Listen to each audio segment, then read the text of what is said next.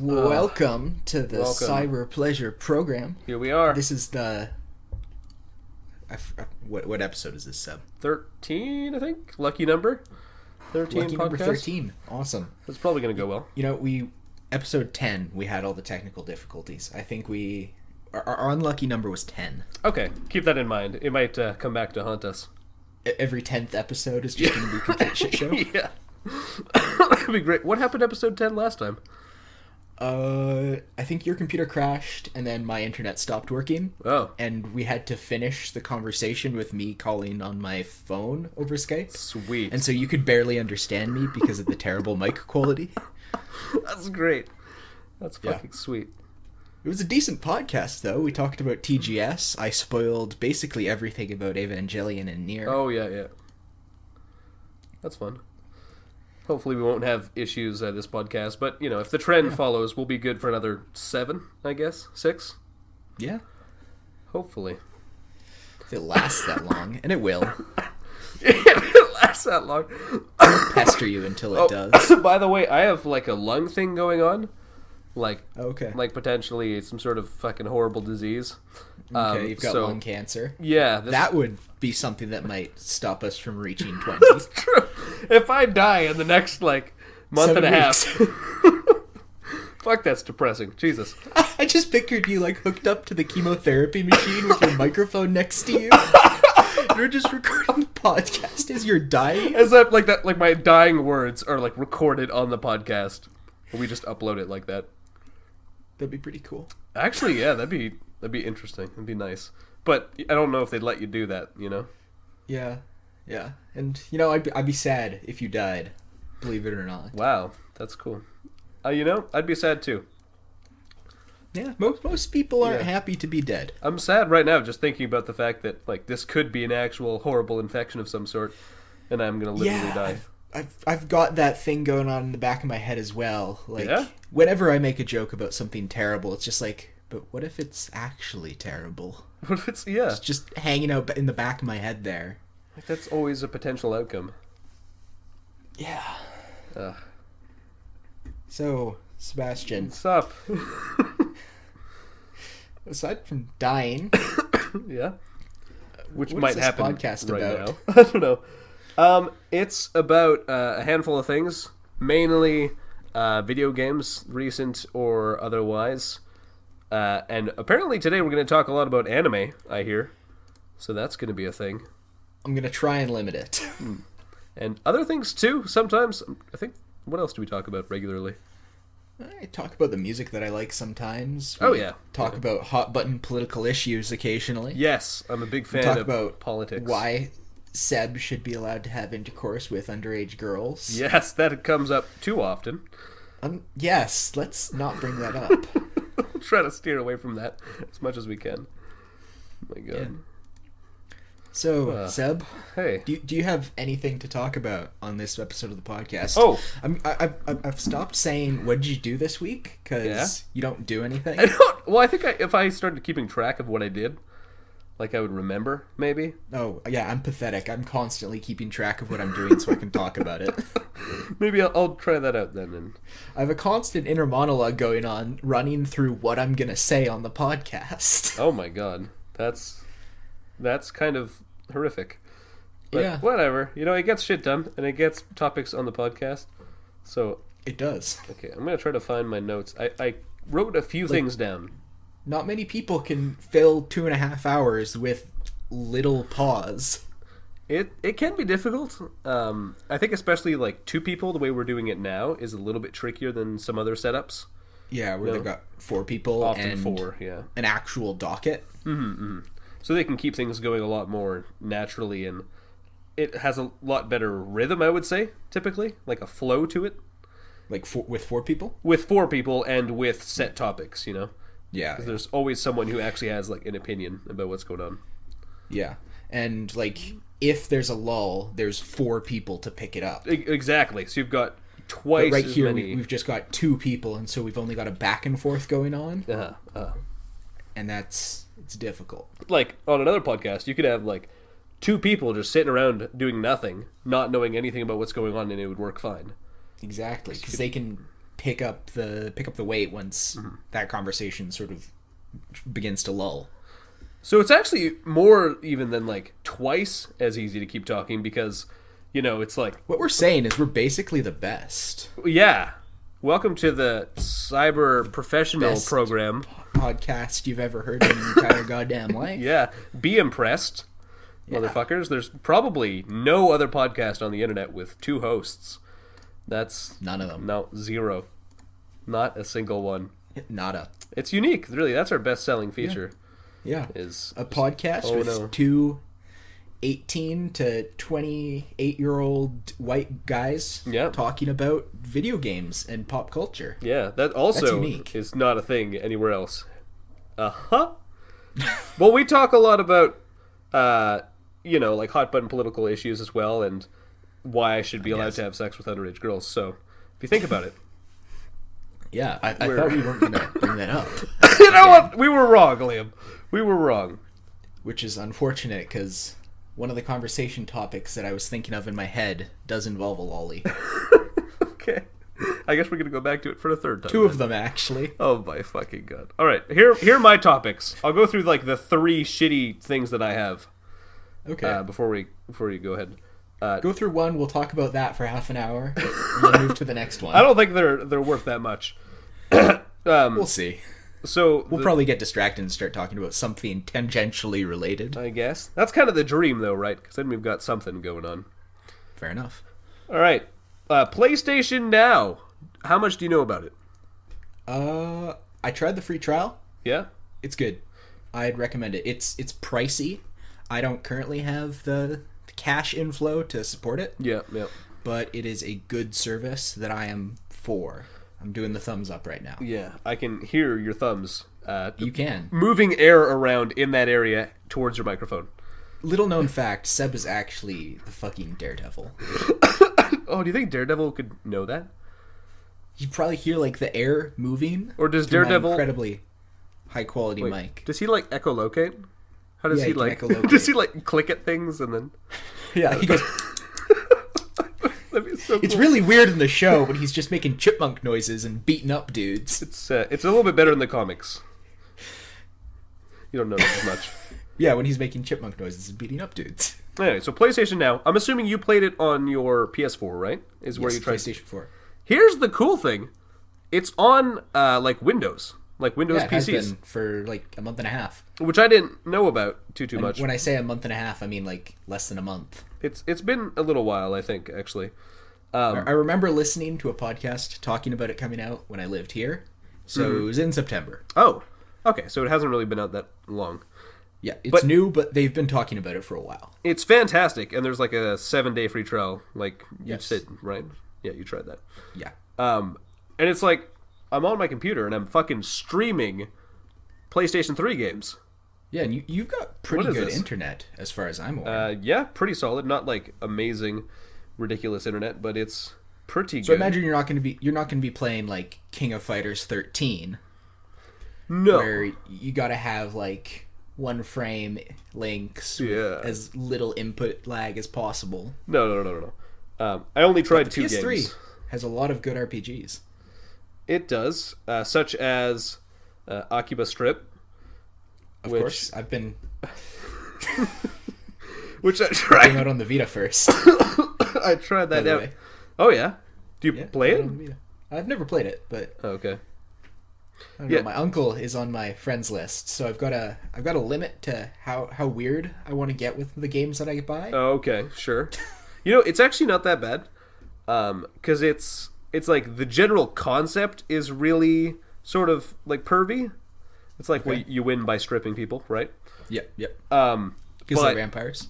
But even though it's kind of like it has like some visual novelty bits, like it's pretty JRPG in the text way. Okay.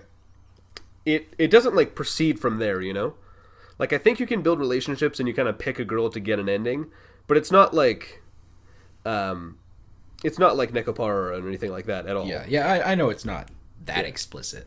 I was kind of let down, so I just decided to switch games. Fair enough. What game did you switch to, Seb? I switched to Katamari Forever, I think is what it was. So that was all right. I haven't really had time to try playing any more of it, but it was okay. I enjoyed it. If you get the chance, a game that I highly recommend on the PlayStation 3. Yep. I think they have Legend of Heroes Trails in Cold Steel. Legend of Heroes Trails in... maybe? I'm pretty sure they have it on that. I could be mistaken. I could check it out on here. Yeah. But it's a JRPG that YouTuber that I've mentioned quite often, Mother's Basement. He made a video about the series recently, and it looks like a really cool game. What is it? It's JRPG, and apparently it does the world building really, really well. Okay. And as you progress throughout the game, pretty much every just like basic ass NPC has different dialogue depending on what point you are in the story and what you've done. And like, oh shit, they're actually fleshed out characters throughout this world. Like the little NPCs that are sort of around. Yeah. Like, they'll remember the fact that you went to this cave and killed this bandit leader dude, and they'll mention it if it's something relevant to them. And like just sort of mini stories amongst the NPCs play out throughout the story. Fuck. Is it Legend of K? Is that what it was? Legend of Heroes, damn. Trails in Cold Steel. I'm not seeing it here. I'm pretty sure that I know there's at least one Legend of Heroes game on PS Now. Legend of... I'm looking at Legend, I guess, and it's just Legend of K. It could just be under Trails in Cold Steel. Oh, that is maybe...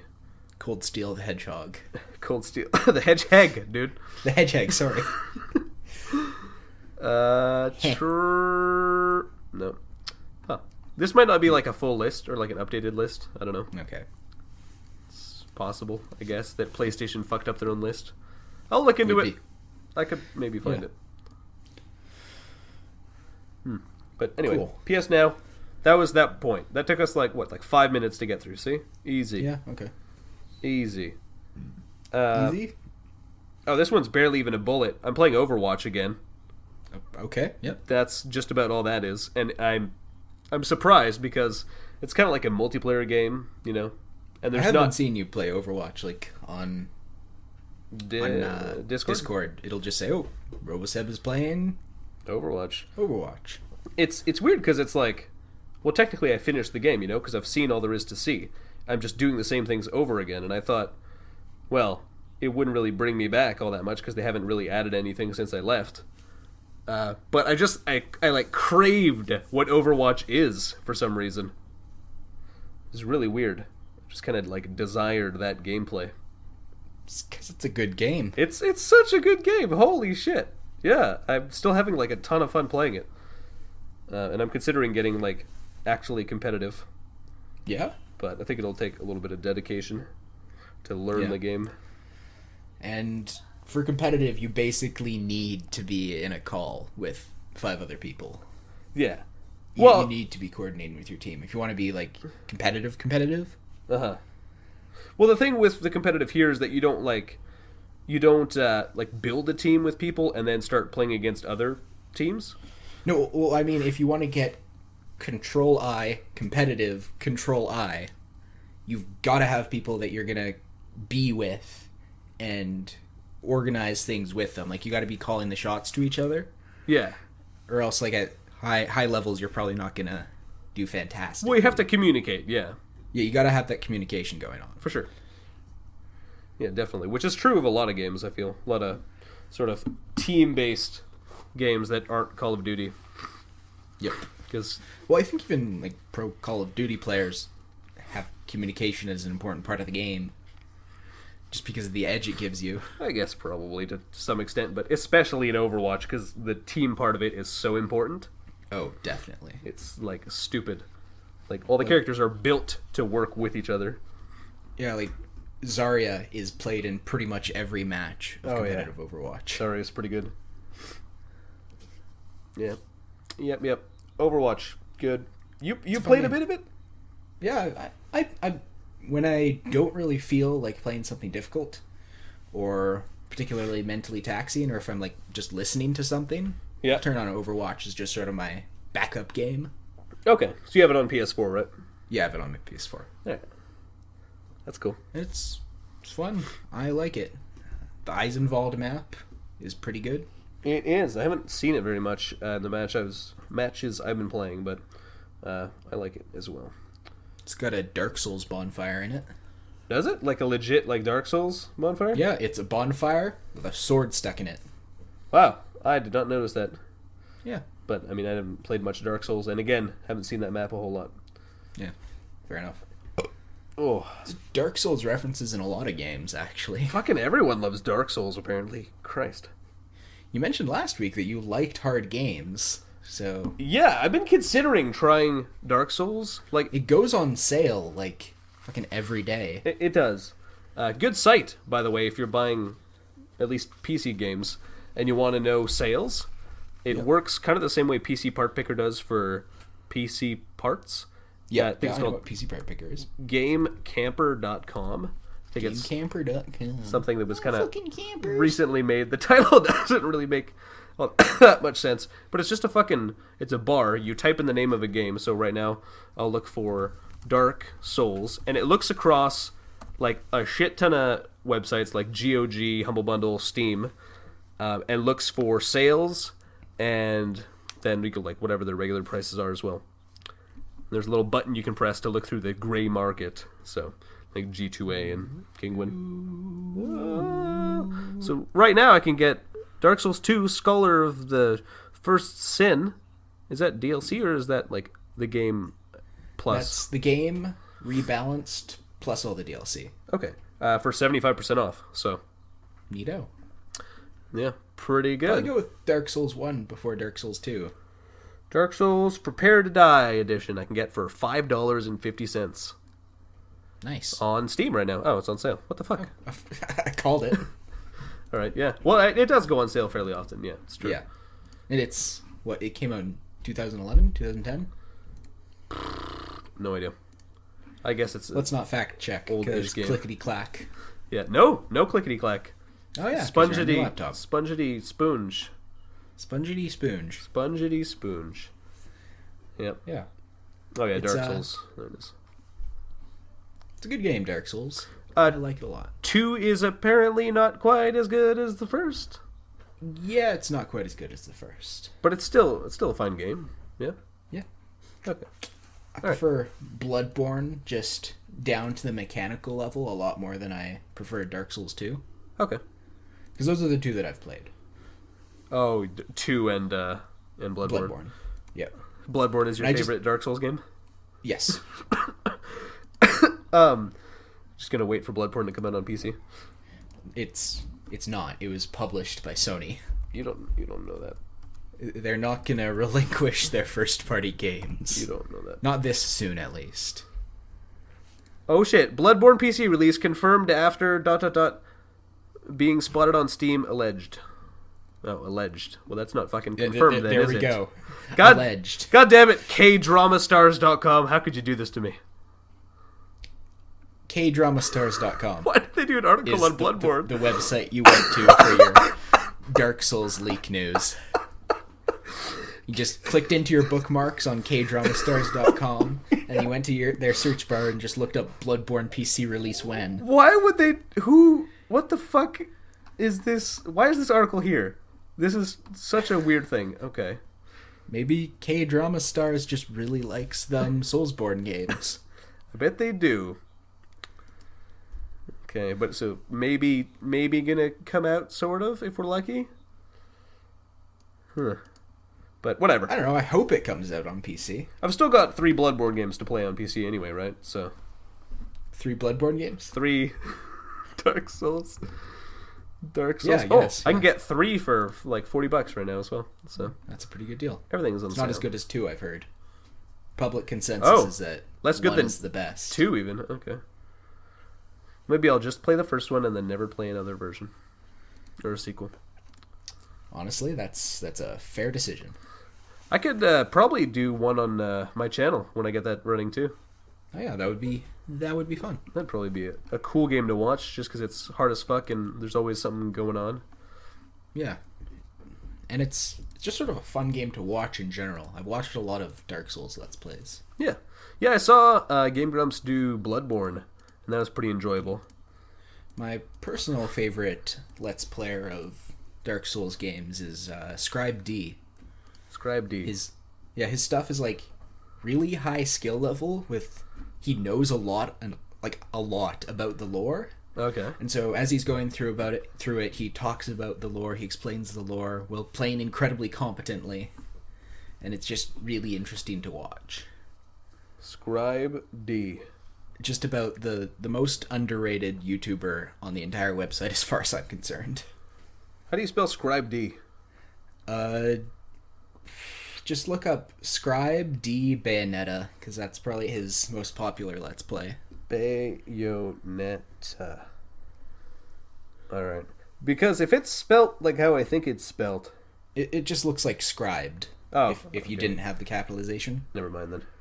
Well, good Let's Player. I like his stuff a lot. Lovely. When I retire from everything in my life and have time to start watching Let's Plays again... Okay. I might do that. Fair enough. I might do that.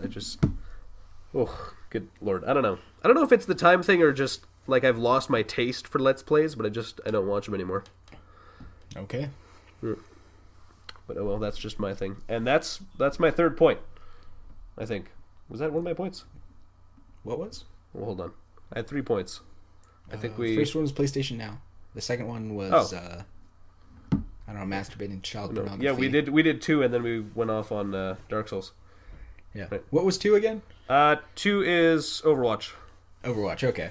Yeah. And Dark Souls being the obvious link, yes. Yeah, I actually don't remember at all how that happened, but... Eisenwald map. They're... Oh! Yes! Yeah. Easter egg, okay. So the third one, probably the worst point I have, is that I've been watching... This will be another 20 minutes. Is a channel I've seen a few videos, seen a few of his videos recently. Ralph the Movie Maker, who basically Ralph the Movie Maker does kind of like movie reviews, I guess. I don't really know if there's anything like especially unique about the way he does them, but they're more long form. Like some of them are like 20 minutes, half an hour, so they're pretty big reviews. But okay, so they're long, but they're not like Plinkett review longs. They're not. I saw the first fucking Plinkett review that I've ever seen yesterday. I saw the first fucking Plinkett review I've ever seen yesterday, 2 days ago. Hold on. Recently. Anyway. Fucking, I bet it wasn't even that fucking recent. But I saw the Star Wars one. Force Awakens. Like the newest Star Wars? Yeah. I saw that. I saw that he'd put it up. It's pretty good. I decided to go back and watch the Phantom Menace one. All right. Holy crap, that's a really good video. Yeah, that's 4 really good videos. Yeah, I had no idea who he was, and I'd never watched any of his stuff. But the one review was really, really cool and entertaining. And kind of the Clone bizarre. Wars review is like 2 hours long. Is it? It's longer than the movie itself. Oh my god. How do you do that? How do you dedicate that much time to one fucking video? Well, there's a lot of attractive women tied up in his basement. What? What? What is that? What's the link? Why? That wasn't a metaphor. That's part of the review. I didn't think that would... And the Plinkett character in general. Yeah, but how does that help him make reviews? Good question. That's what I was wondering. I was like, I thought you were explaining how he could dedicate so much time to... Yeah, well, it's got lots of women in the basement. That's how it takes up 2 hours.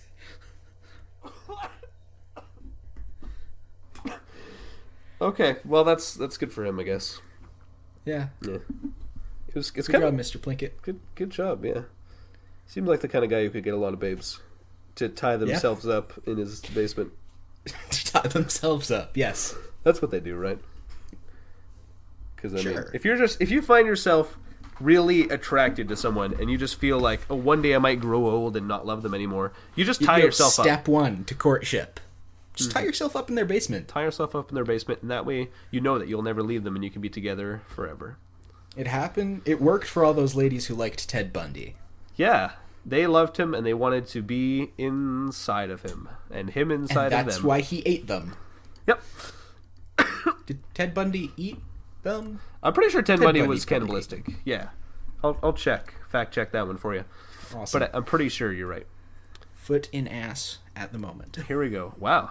Dude, Yeah? how does that feel right now? Is that pretty nice? Ted Bundy didn't eat people? No. I didn't read it yet. Hold on. Oh, okay. He I was was just... an American kidnapper, rapist, and necrophile. Help me. Tell me that he ate people. I don't see anything that he ate people. Aw. But What am I talking about? Not aw! I just wanted to jack off to the idea of Ted Bundy eating people tonight. Damn it. Yeah, being right is the only thing that gets me hard. Okay, so he fucked dead people but didn't Eat them.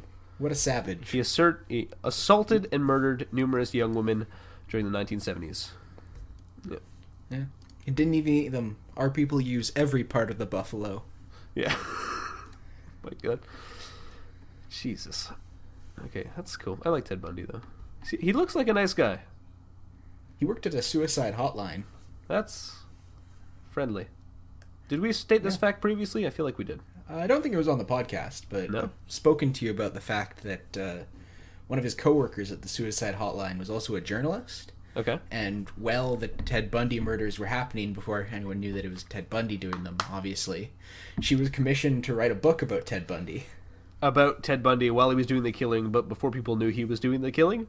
Yeah, and it turned Okay. out that she'd been working with this dude. Oh! Like she was... Oh, you mean not like working with him on the murders, but because... Yeah. No, like at the suicide Okay, hotline sorry. she worked with him. I thought you were throwing an extra twist in there. Oh, yeah. No. Okay, cool. That's got to be fucking messed up. Yeah, that's like weird. You're halfway through the book and then you realize, oh shit, damn it, he's been killing women and raping them. That's awful. Oh dear, I wonder what that reads like, because it's like such a it's what he's known for now, but it'd be a biography of that time that with that completely left out. Yeah. It's weird. I wonder how we got How caught. did we start talking about Ted Bundy? I feel like it's always going to end up coming back to Ted Bundy. Everything comes back to Ted Bundy? Yeah. Okay. He's a kind of a cool character. Yeah? And we like talking about crimes a lot on Yeah, this show. We do tend to... A lot of sex crimes. A lot of sex crimes. I think there's something we have, a common interest here. We just have a common interest in sex-related crimes? Various sex-related crimes, but yes. Yeah. Huh. This is a podcast about video games, Seb. Is it? Just because you call it that doesn't mean that's what it is. Feminism. Jesus. Anyway, so what were your topics about lollies? Oh, so I played a game this week that I think is top 5 games period for me now. Oh, Jesus. Wow. Yeah, like I got home from classes on Tuesday and I downloaded the game and I sat there for 11 hours Oh my God. and I played it You have 11 hours to sit down and play games? on Tuesdays. Okay. What's the game? Valhalla, stylized as VA-11 Hall-A. Thanks for autofilling, Google. You son of a bitch. Oh, it's on Steam! Yeah. It's on Steam, on Liam. Steam. Yeah, it is on Steam. Oh my God. What the fuck, Japan? Jesus. It's not Japanese. It's not? What the fuck? Is it American? Or It's American. Western? Okay. I don't even think it's American. I think it's like Brazilian. I assumed it was Japanese just because of the stupid fucking name. But, okay. Well, okay, so it Sukeban So Games is developed. you know how I've joked in the past about after playing a game that I disliked, I'll write a 1,000-word review about it. That's the thing you do? Okay, maybe I was that's Jordan that I joke about that with. Okay. But so I actually wrote a 1,000-word review of this game. Yeah? Wow. Yeah. That's... Yeah. Why? Why would you do such know. things? I just really, really enjoyed the game, and I decided I wanted to put my thoughts down on paper. Okay.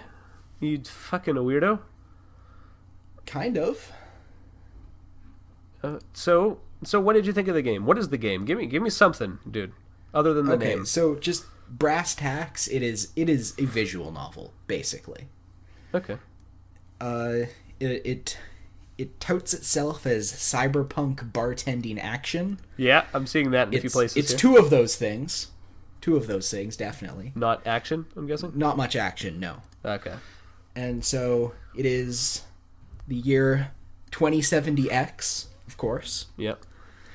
And you play as a bartender named Jill working in a bar that is owned by a large company, and this bar's serial number is VA11, and it's located in Hall A of the Neon District of Glitch City. Glitch City, cool. Hence the name Valhalla. Yes. Well, hence the name. I mean, is Valhalla VA11 actually... Hall A. Is it ever called Valhalla anywhere? Are you just making assumptions? They like all the patrons of the bar and the bartenders and the owner of the place, they refer to it as Valhalla. Oh, okay. Cool. And so you play as Jill, who is the bartender, and the entire game is basically just talking to clients as they come up to the bar. Every once in a while, they'll ask for a drink, and you have to thumb through the recipe book. Yep. You okay? Sorry. No. I'm like actually sick. Yeah, cancer. Yeah. Thumb through the recipe book and mix them a drink to their specifications. And unlike most visual novels where you make like dialogue choices, there's no dialogue choices in this game. Your like relationship with all the characters is determined entirely by what you mix them. Oh. And like sometimes they'll ask, "Oh, just give me a sugar rush." And so you go and mix up a sugar rush. But sometimes they'll be like, "Oh, I want something manly." And so damn, that's a fucking pickup line. You got to make them something manly. And well, that's kind of easy because the recipe book has different types of drink, and that's one of them. But sometimes they get sort of more obtuse. Like one of the patrons, just for fun, she's trying to test your knowledge of drinks, and she comes in and asks for a drink that changed its name because women were mad about it. Oh, is it Piano Woman? Yeah, it's the Piano Woman. Damn, I'm so smart. It used to be called the Pretty Woman, Ooh. which you will know if you look through the recipe book and read the descriptions. That's fucked up. That's like a feminist fucking activism shit. Is that a drink used to be called Pretty Woman? It's not okay that it's fucking all the pretty. characters sort of say that that's sort of a silly thing. It's fucking like, retarded. This game isn't all row social justice. Okay, cool. Yeah. And this is where the characters are all great, by the way. Incredibly well written. Like, there are some moments where I'm just reading it and I'm like, I really like that line. I liked reading that thing that I just read. That's good. I like this entire thing. It's good if you're doing a fucking visual novel. That's that the writing is solid. It's a great transition from playing garbage Japanese ones where the writing is awful, the characters are fucking retarded, and just translation is bad. You're not talking about great games like Amnesia Memories, are you? No. Okay, good. Yes, I am. Oh Fuck my god, game. Liam. Jesus. Fuck everyone related to what it. the hell? Everyone so fuck no one, I guess. Fuck the creators of the game. Fuck their parents. Oh. Fuck their kids. Oh, Jesus, fuck dude. everyone who knows their Dude, that's kids. messed up. You can't say that. Dude, we just got our whole fucking podcast taken off Podcast Garden now. Their kids are all over 18. I can't. Okay. Or Are they? the legal age. in Fucking game their- developers? The game devs all have adult children? Yep. Okay. Well, that's fucking good coincidence then. Well, you may be intrigued / aroused to hear that one of the patrons of the bar is a lolly robo prostitute who is 24, we swear. Lolly robo prostitute. I don't know how I feel about robo prostitutes, but is it Dana? Is that what I'm looking at? It's Dorothy. Dorothy. Dana is the owner of the bar. Oh, here she is. Is she in kind of an almost a maid outfit? I can't tell. Yeah, an almost a maid outfit, yeah. Okay. She's fucking hilarious. She's 24, right? You swear?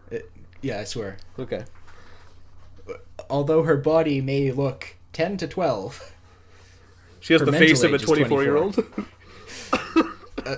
No, her mental age is 24 because robot, you know? Okay. So she's got it. So like she has like a smart brain. So it doesn't matter. Why do they say she's 24 anyway? She could be 12 and be a sexual fantasy of mine because she's a robot anyway. You know? Well, like her mental age is 24, but they make it abundantly apparent that her model, as it is right now, her model is aged 10 to 13. That's the ripe age, Liam, for robots. And she talks about going to malls around Christmas time and sitting on Santa's lap. Yeah? And asking for a great big dildo. Oh my god. In front of all the parents. She got a customer that way.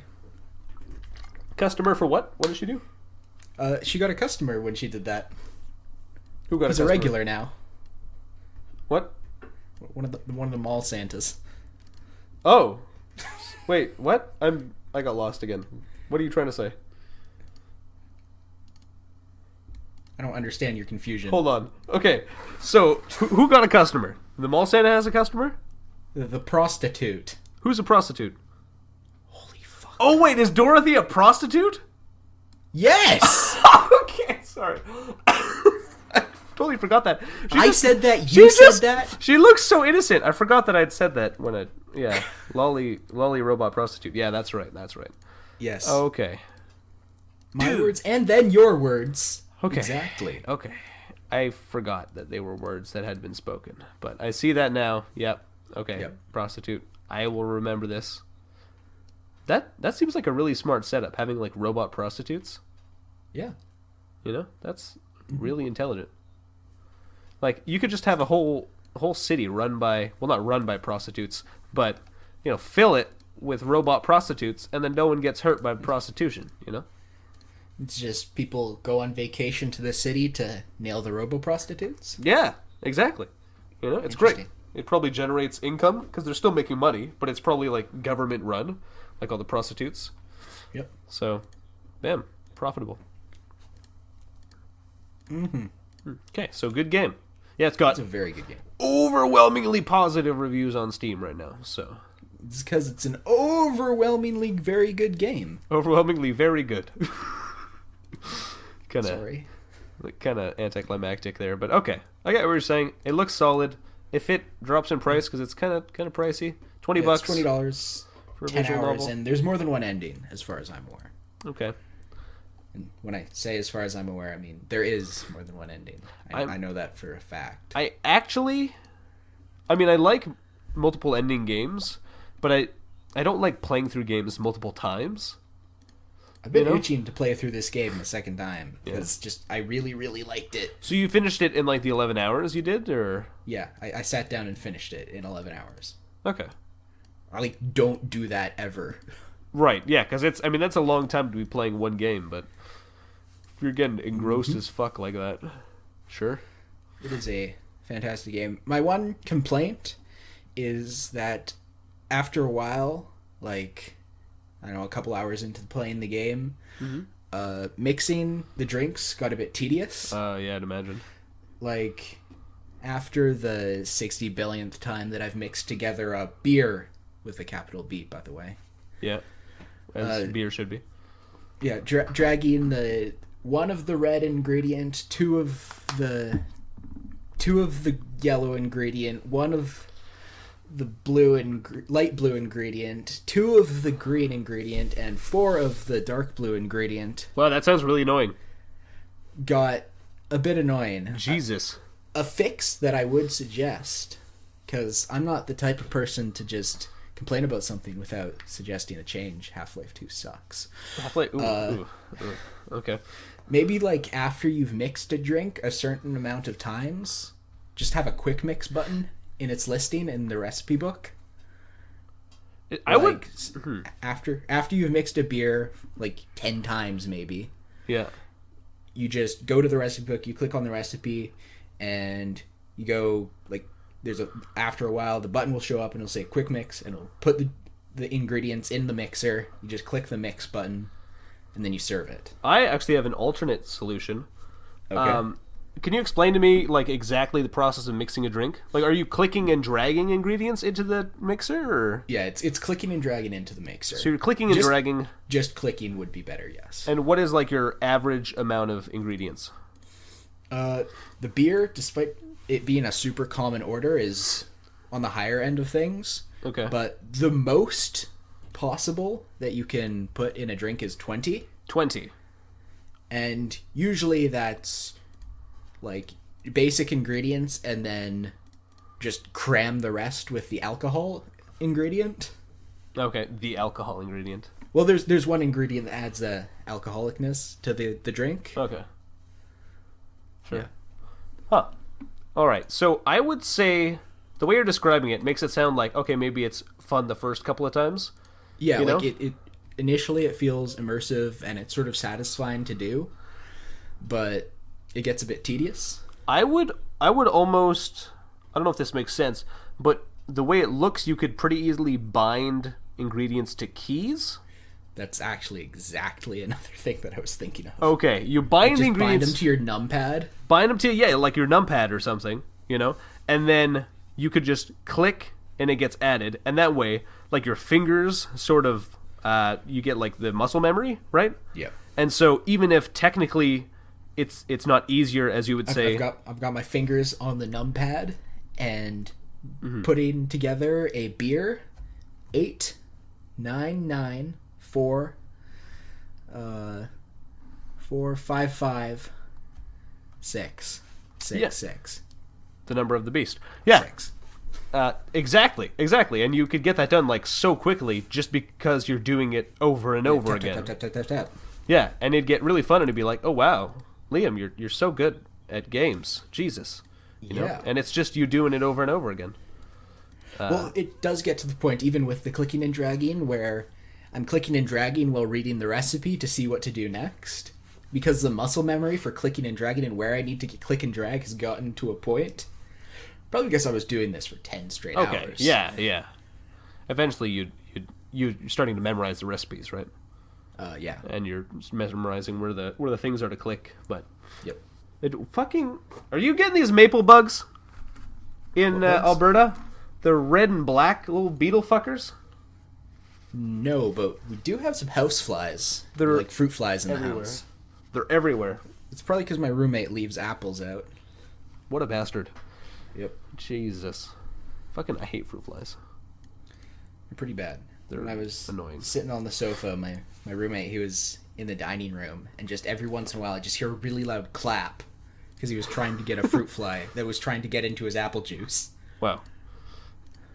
That could be satisfying though if you actually like get it, but you know, you usually He don't. didn't. You usually don't, and they're always 1,000 It more was anyway. not satisfying at all. It was really annoying. And terrifying, kind of, because like, there'd be a couple minutes of silence and just... Yeah, for like the rest of the night, it's just Yeah. just every It's few probably minutes. not a good noise. That probably like peaked my microphone to hell. It sounded fine. You sounds kind of echoey in your room though. Are you looking for some furniture? I still haven't put anything up on my walls. Okay. You should just get a bunch of like egg cartons. Just Yeah, plaster your yeah. wall in egg cartons. That would probably work well. That'd Yeah. take a lot of egg cartons. I mean, it would. You know, I wonder if you can buy bulk egg cartons. Probably can. I don't know. Probably go to a recycling depot and... They can't be expensive, right? Probably Buy not. bulk egg cartons. Egg cartons for sale at discount. Eggcartons.com. Good job, folks at eggcartons.com on getting the URL. Jesus Christ. Wait, is it an actual website? or just Eggcartons.com. They sell egg cartons. Doing God's work. Oh my god. No, Susie, don't cry. We have plenty of printed vintage cartons in stock. Wow. That's great. Wait, are they artisan egg cartons? I don't think so. Cheap deals. Price, high to low. Why would you do high to low for cheap deals? You fucking assholes. Alright, go. Go? What is this site? It's got all kinds of stupid what the fuck am I looking at? Those are That's a very good question. deals. You want to describe what the fuck you're looking at for egg the carton audio deals. listeners? Sorry. I clicked on cheap deals and I'm seeing fresh eggs for sale sign. The irregular incredible egg. Scale seconds? It's like a egg scale or something. This one's a basket. Okay, yeah, I'm at the same website as well. I'm kind of confused. So, okay, egg carton deals? It's for What the farmers fuck? markets. Blank paper egg cartons. Here we fucking go. Jesus. Blank paper egg cartons. Yeah, I see it. I just want a regular old recycled fiber blank natural egg carton. Okay. I'm looking at it as well. Here we go. Oh, Jesus. It's like 50 for $50. That's pricey. So they're actually not very cheap. That's surprising. I can't imagine it costs $1 to make one of those. There's no way in hell it costs $1 to make one of those. That's like just, I don't even know what it's made out of. Oh, natural, I guess. Fiber. Recycled fiber. Yeah, so maybe it's more expensive because it's recycled material? Is that possible? I don't know. I think that would make it less. It's cheaper if you buy 2,500 of them, though. I don't need 2,500 of them. How big do you think my room is? I don't know. I don't know how many of these would take, though. Like, quite a few, but I don't know, like, maybe only a couple hundred? Maybe that's all it would take. I don't know. It depends how big these egg cartons are. I mean, they look pretty average sized. Oh. So, I think you flip them, right? So it's like you buy one and it takes up the space of two because you open it. Yeah. But I guess you can't use the top part when you're doing, like, soundproofing or whatever. Yeah. Like, that doesn't really work. Oh, well. We're spending too much time on this. Talking what about the fuck? Egg cartons. Ruining fucking podcast material for the people who came here to hear about video games. Yeah, but more Fucking- about Valhalla. Let's go back to Valhalla. I really like the aesthetic, too. The aesthetic is quite nice. It's like a pixel art anime style, sort of like a PC 98 visual novel that you'd see. Yeah. They're going for that, like, high-density pixel art. Yeah, though, like which I like. super high detail pixel art, which is... I really like that high detail pixel art anime style. Oh, yeah. Because, like 999 looks fucking amazing. The Phoenix Wright games, super good. After the podcast, look up Phoenix Wright Mr. Hat. There's this one animation for... So a character, Tracy, she's got this weird puppet dude named Mr. Hat. And there's an animation of her pulling it out, and it's just like the most weirdly smooth animation ever. Like, there's at least 100 keyframes in that, like, half second. It's insane. Oh, yeah, I'm seeing it now. Yeah, it's a GIF. It's like the third or the second thing you see when you look up Phoenix Wright Mr. Hat. It's kind of like on a stick or something. Yeah. Or on an arm coming out of her. I don't know. Yeah. What's going on there? It's like attached to her back or something. Yeah, and Trucy's like the magician girl. Yeah. Okay, that's kind of strange, but cool. Yeah. Yeah. And No, there's a lot going on there. like all the animations for the characters when they're talking in 999. Whenever I say 999, I feel like Hitler. Okay. Like they all look fantastic. Like it's just really smooth, just them moving, and that's my only problem with the two sequels, because they went with 3D models because that's cheaper. That's too bad. Yeah, mouth movements, actually. Let's talk about that for a second, because that can sometimes make In or break Valhalla, some things. Valhalla has mouth movements, despite not being that's good. voiced, but the mouth movements look good. That's good. And in 999 or Phoenix Wright or whatever, I'm sure they look fine as well. In Oculus Strip, which I was playing recently on PS Now, Okay. they do this thing where they cheap out on the mouth movements and they just go for a generic, like, meep. Like, they have one animation for a, It's like a a mouth two-frame opening. animation.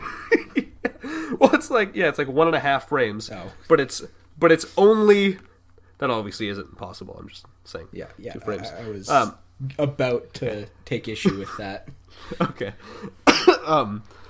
But it's... I think just to sort of push the point of how ugly it looks. Anyway. Quality game. The problem is that it's like the exact same animation for, any mouth position. Okay. So it's like, you have to make different things with your mouth to say different words.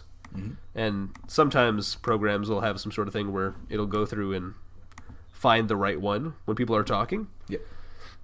and I'm sure even if there's only one animation in Valhalla, I don't know if there is, but it would look okay because it's not voiced, right? But Occupus Strip is fully voiced, but the mouth movements are trash. So the mouth is just going meat, meat, meat, meat, meat, but the voicing is like fully done for every single line. Valhalla so it gets really distracting. Valhalla is not voiced, but it has like regularly animated mouth movement. Yeah, that's what I would assume. So I don't know what the fuck is going on. Occupus Strip might be like a cheap game, maybe? Like they did it on a budget? Well, are you sure it's not Japanese?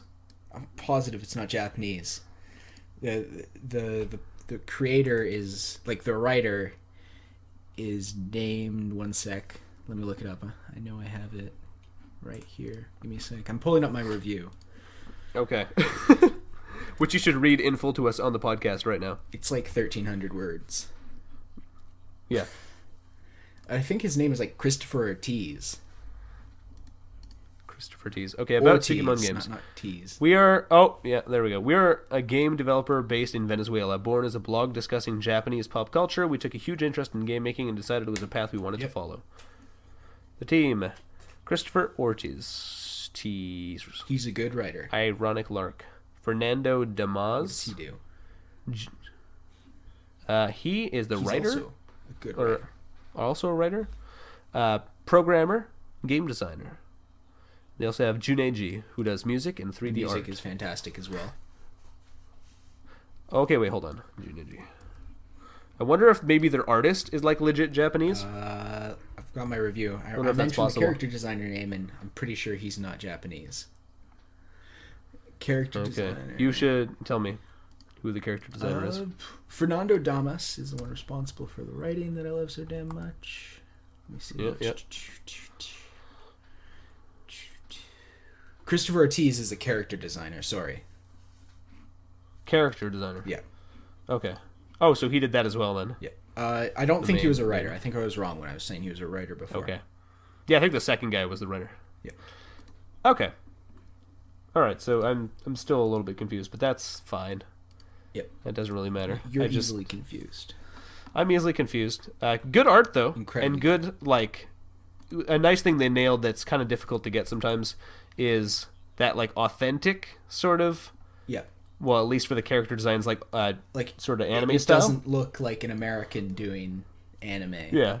Because it's really easy to fuck up and end up making something that looks like, a Westerner and trying to make anime. Judging by the fact that you were convinced it's Japanese, as someone who's masturbated to so much hentai.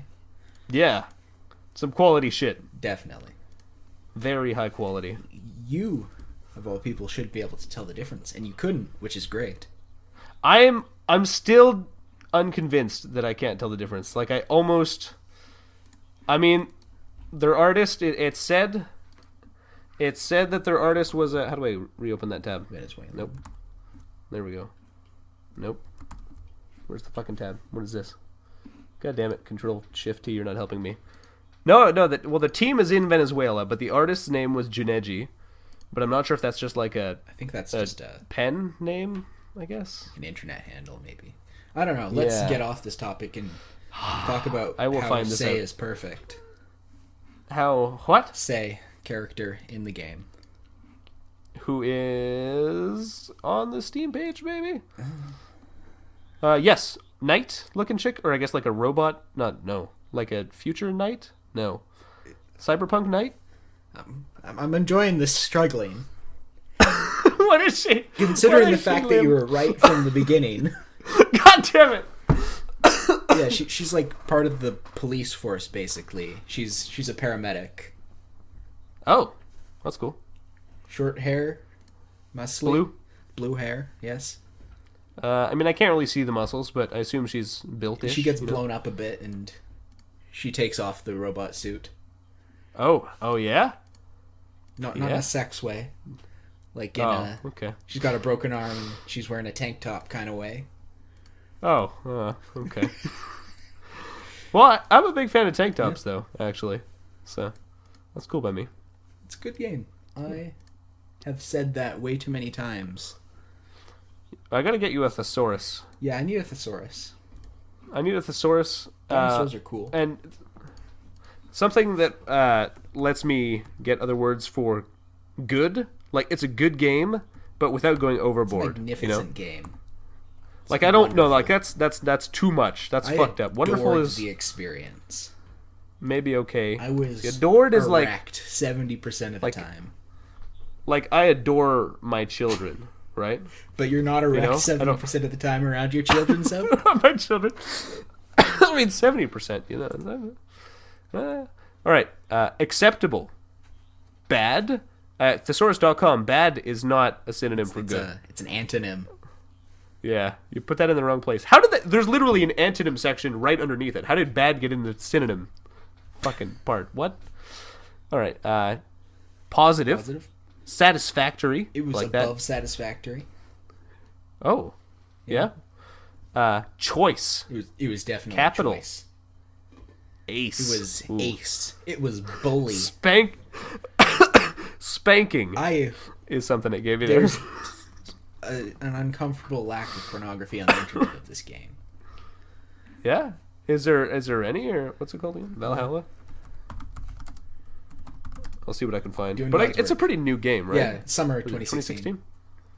Yeah, so it hasn't been out for all that long. And Basically, it doesn't look like that popular of a game either. The time frame of how things happened is just based entirely off what I was doing when I listened to the podcast that talked about it. Because I was working at Superstore when I listened to a podcast that discussed this game. Okay, so you were listening to it before it came out. Oh yeah, literally, there's only one fucking Rule 34 thing for Valhalla on here. Although I think it's a different kind of Valhalla. Like, do I put in VA-11 space? Oh yeah, 14. Yeah. Never mind. Find. All right, let's see what I can find on Pahel. Let you give me the review. Ooh. Okay, review of the pornography. So Valhalla it's all. Review. It's basically all of the chick who's kind of on the cover of the game. I'm not seeing her in here, so I don't know what her name is. With the black hair. So she's someone you meet, or with the black hair. That's is that you? Yeah. Oh, that's you. Okay. Although there's one of Say here, which is pretty cool. But yeah, there's some okay Jill stuff. That's good. Some of it is of her wearing a shirt. Hello? What? Can you take out your laundry? Oh. Liam, I have to go do some laundry right now. So I'm going to be back in just a couple seconds. I'll take the time to compose a poem about why Say is perfect. Yes, that would be lovely. I expect, just one stanza. One stanza, a couple verses will be fine. I'll be back.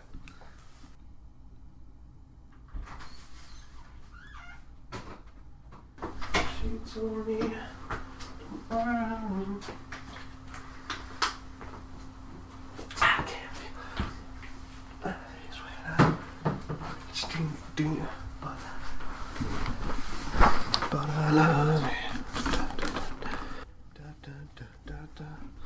Okay. Yeah? I've returned. Okay.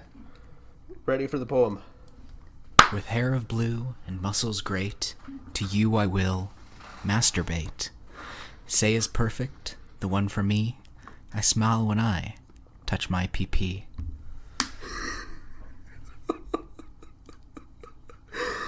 Okay, that was really good, actually, dude. I wasn't sure if we were gonna write a poem, but that was Let me go through my fucking thesaurus so I can tell you what that was. Okay. All right. Let me know. I need to pull it back up because I closed it. So. Because I'm pretty sure the synonyms that you're looking for are godly, God-given. Look up those words and find synonyms for them. Celestial, maybe. All right. Okay, hold on. All right, here we go. Deific. Deific. I like devout. Devout. Okay. Pious. I'm pious. Celestial. Yeah. Charismatic. That's not quite. Born again. I'm a born again Christian because of prayerful. Righteous. I like that one. Righteous. Good. Who's in there? I guess. Holy. God-fearing. Holy. There you go. I'm God-fearing. Could we apply to get that put in with like the songs that you sing in church? Yeah. Like, is there like a place where you can call up and be like, can you add this to those books? You know, I think that poem should be part of the mandatory grade 4 school curriculum in pretty much all of the civilized world. Put that in their songbook, really. Yeah. The uncivilized don't get this genius. They don't deserve it. Know? Nope. Fuck them. And their lack of... Civilization. Yeah, Jesus. Civilization 6 comes out soon. It does, and I won't be playing it until I can get all the DLC for $12. I won't be playing it. At all? Yep. Okay. Because I don't like any game where things are more complex than the buttons I'm pressing. See, that's kind of the difficulty I have with it. Terrible at metagaming. Like anything, it is a lot of metagaming. Anything that's not the exact interaction that I'm having right now, I dislike. Exactly. It's kind of tricky and complicated. I don't mind metagaming because I like learning about things and learning about games and like studying games like that. Like the reason I'm fine with like say the metagame in a fighting game is because the metagame is as simple as what is this character good at? And it's something that I can directly apply to what I'm pressing. But if it's like nuanced stats and balancing things. Oh, okay. Like if it's little tiny changes that don't really feel impactful, maybe. The hardest stat management that I want to worry about is in Reigns. Yeah. I haven't played Reigns yet. I probably should, shouldn't I? 4 bars that I don't want them to get too high, and I don't want to get them too low. Period. Okay. Yeah. Sorry, you were saying? That I should get Reigns? I haven't played it yet. Oh, before that, I think you said something. Were we starting to? Then I started talking about Reigns. Maybe. What was the game? What was the game? Civ. Maybe. Yeah, was it about Civ?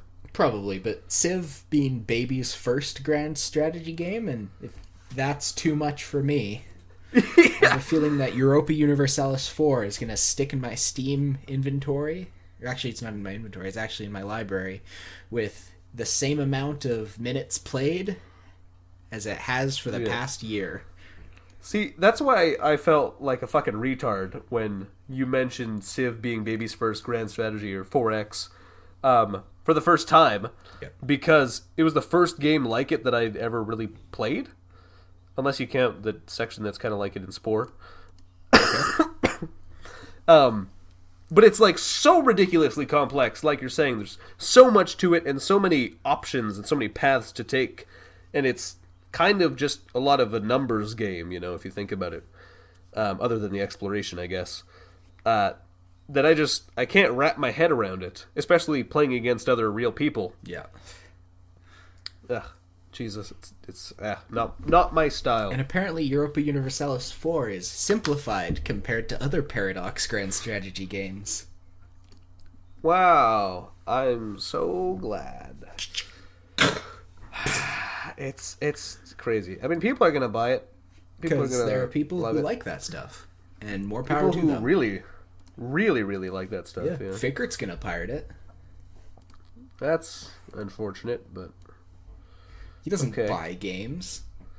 That's too bad. But you know, I mean, pirating games is just like 2016's way of demoing games. Yeah, because no one puts out a demo anymore.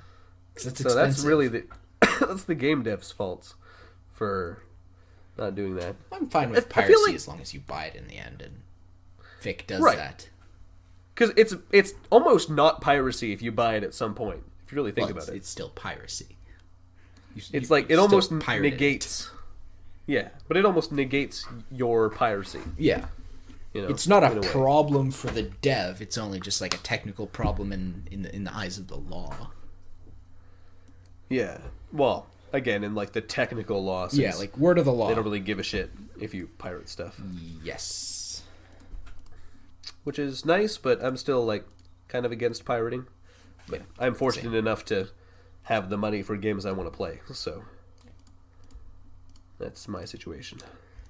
It's nice about PS Plus that I pay for the yearly subscription and I get like basically 4 free games a month, 6 technically, but I don't play on a PS3 because I don't own one.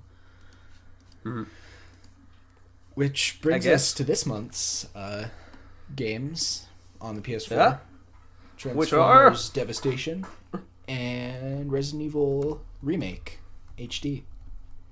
Transformers Devastation. Yeah, so is that the first one that was redone in like the cartoony style? Well, last week, you know how I talked about playing Korra?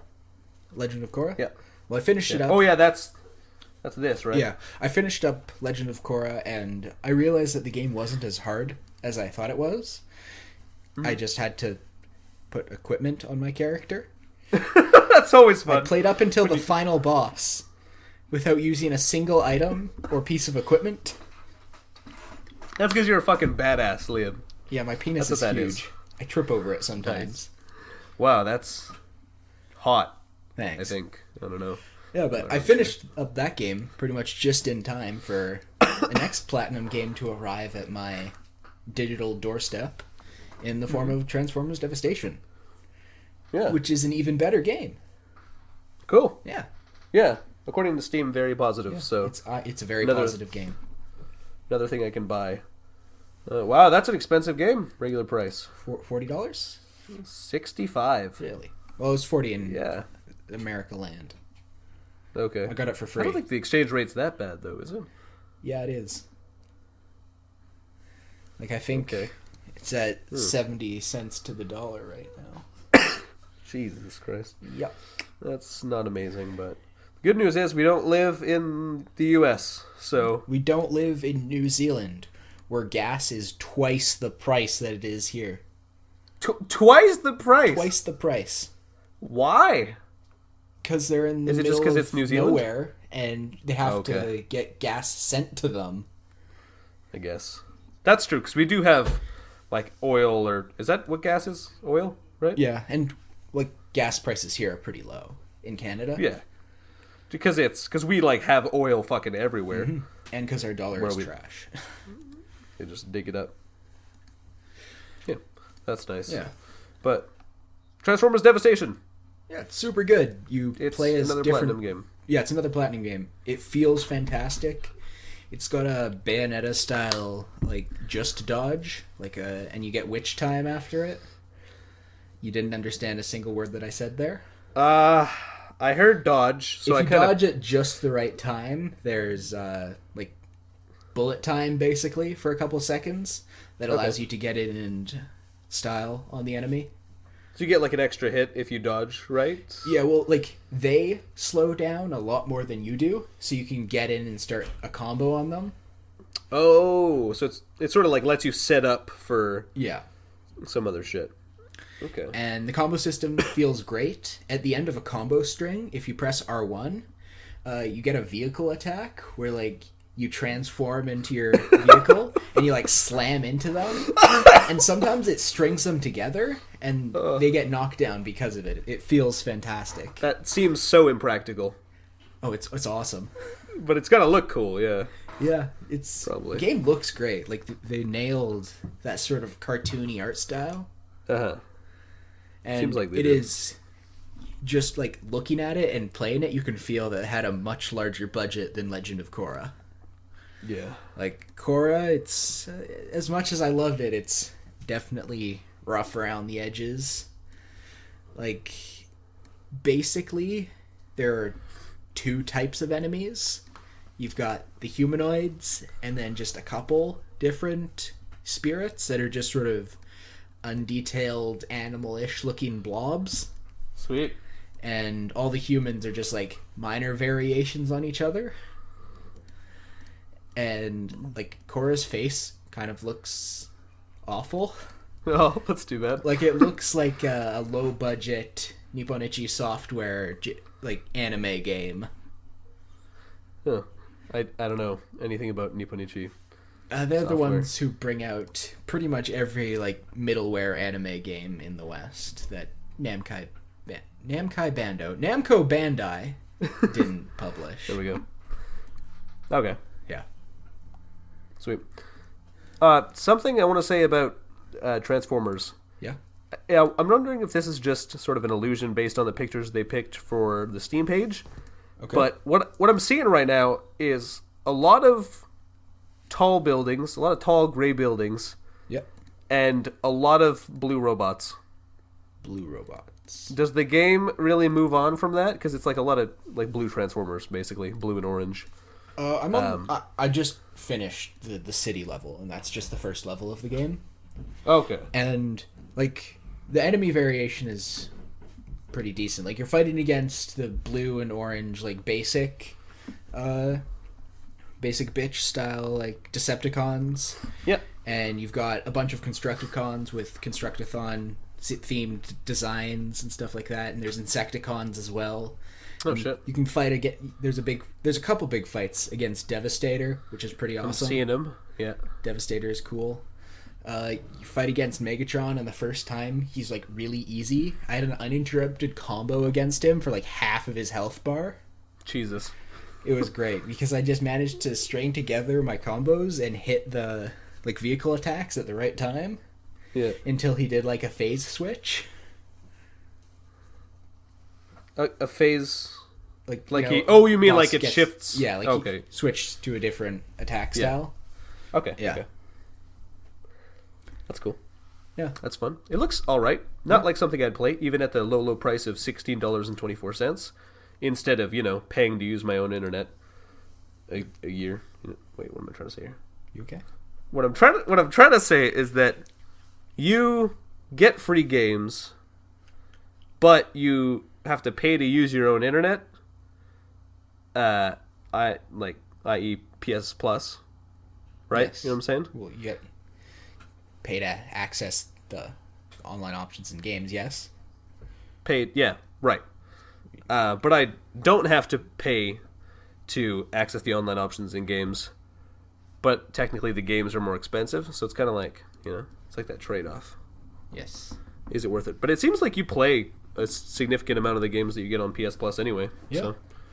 I got another Otome game from PS Plus this month. God, every time I talk to Jordan about you, it's always fucking Otome games. It's like that's your life. Jesus. Making fun of Otome games, maybe. What's the? Oh yeah, that's what it is. What's the game? Code Realize tilde Guardian of Rebirth tilde. Yes, I've heard this before. Talked about it briefly after I ripped Amnesia Memories, a new one, last week. Yeah, because I remember punching this into my search bar and then laughing at the tildes. Yeah, we did laugh at the tildes. I have it downloaded on my Vita. I haven't played it yet. Okay. Oh, you haven't played it yet. I'll let you know next week with a 1,000 word review. Yes, I'm ready for the 1,000 word review. It's got to be pretty good because you're like a university student. Yeah, that's that's me.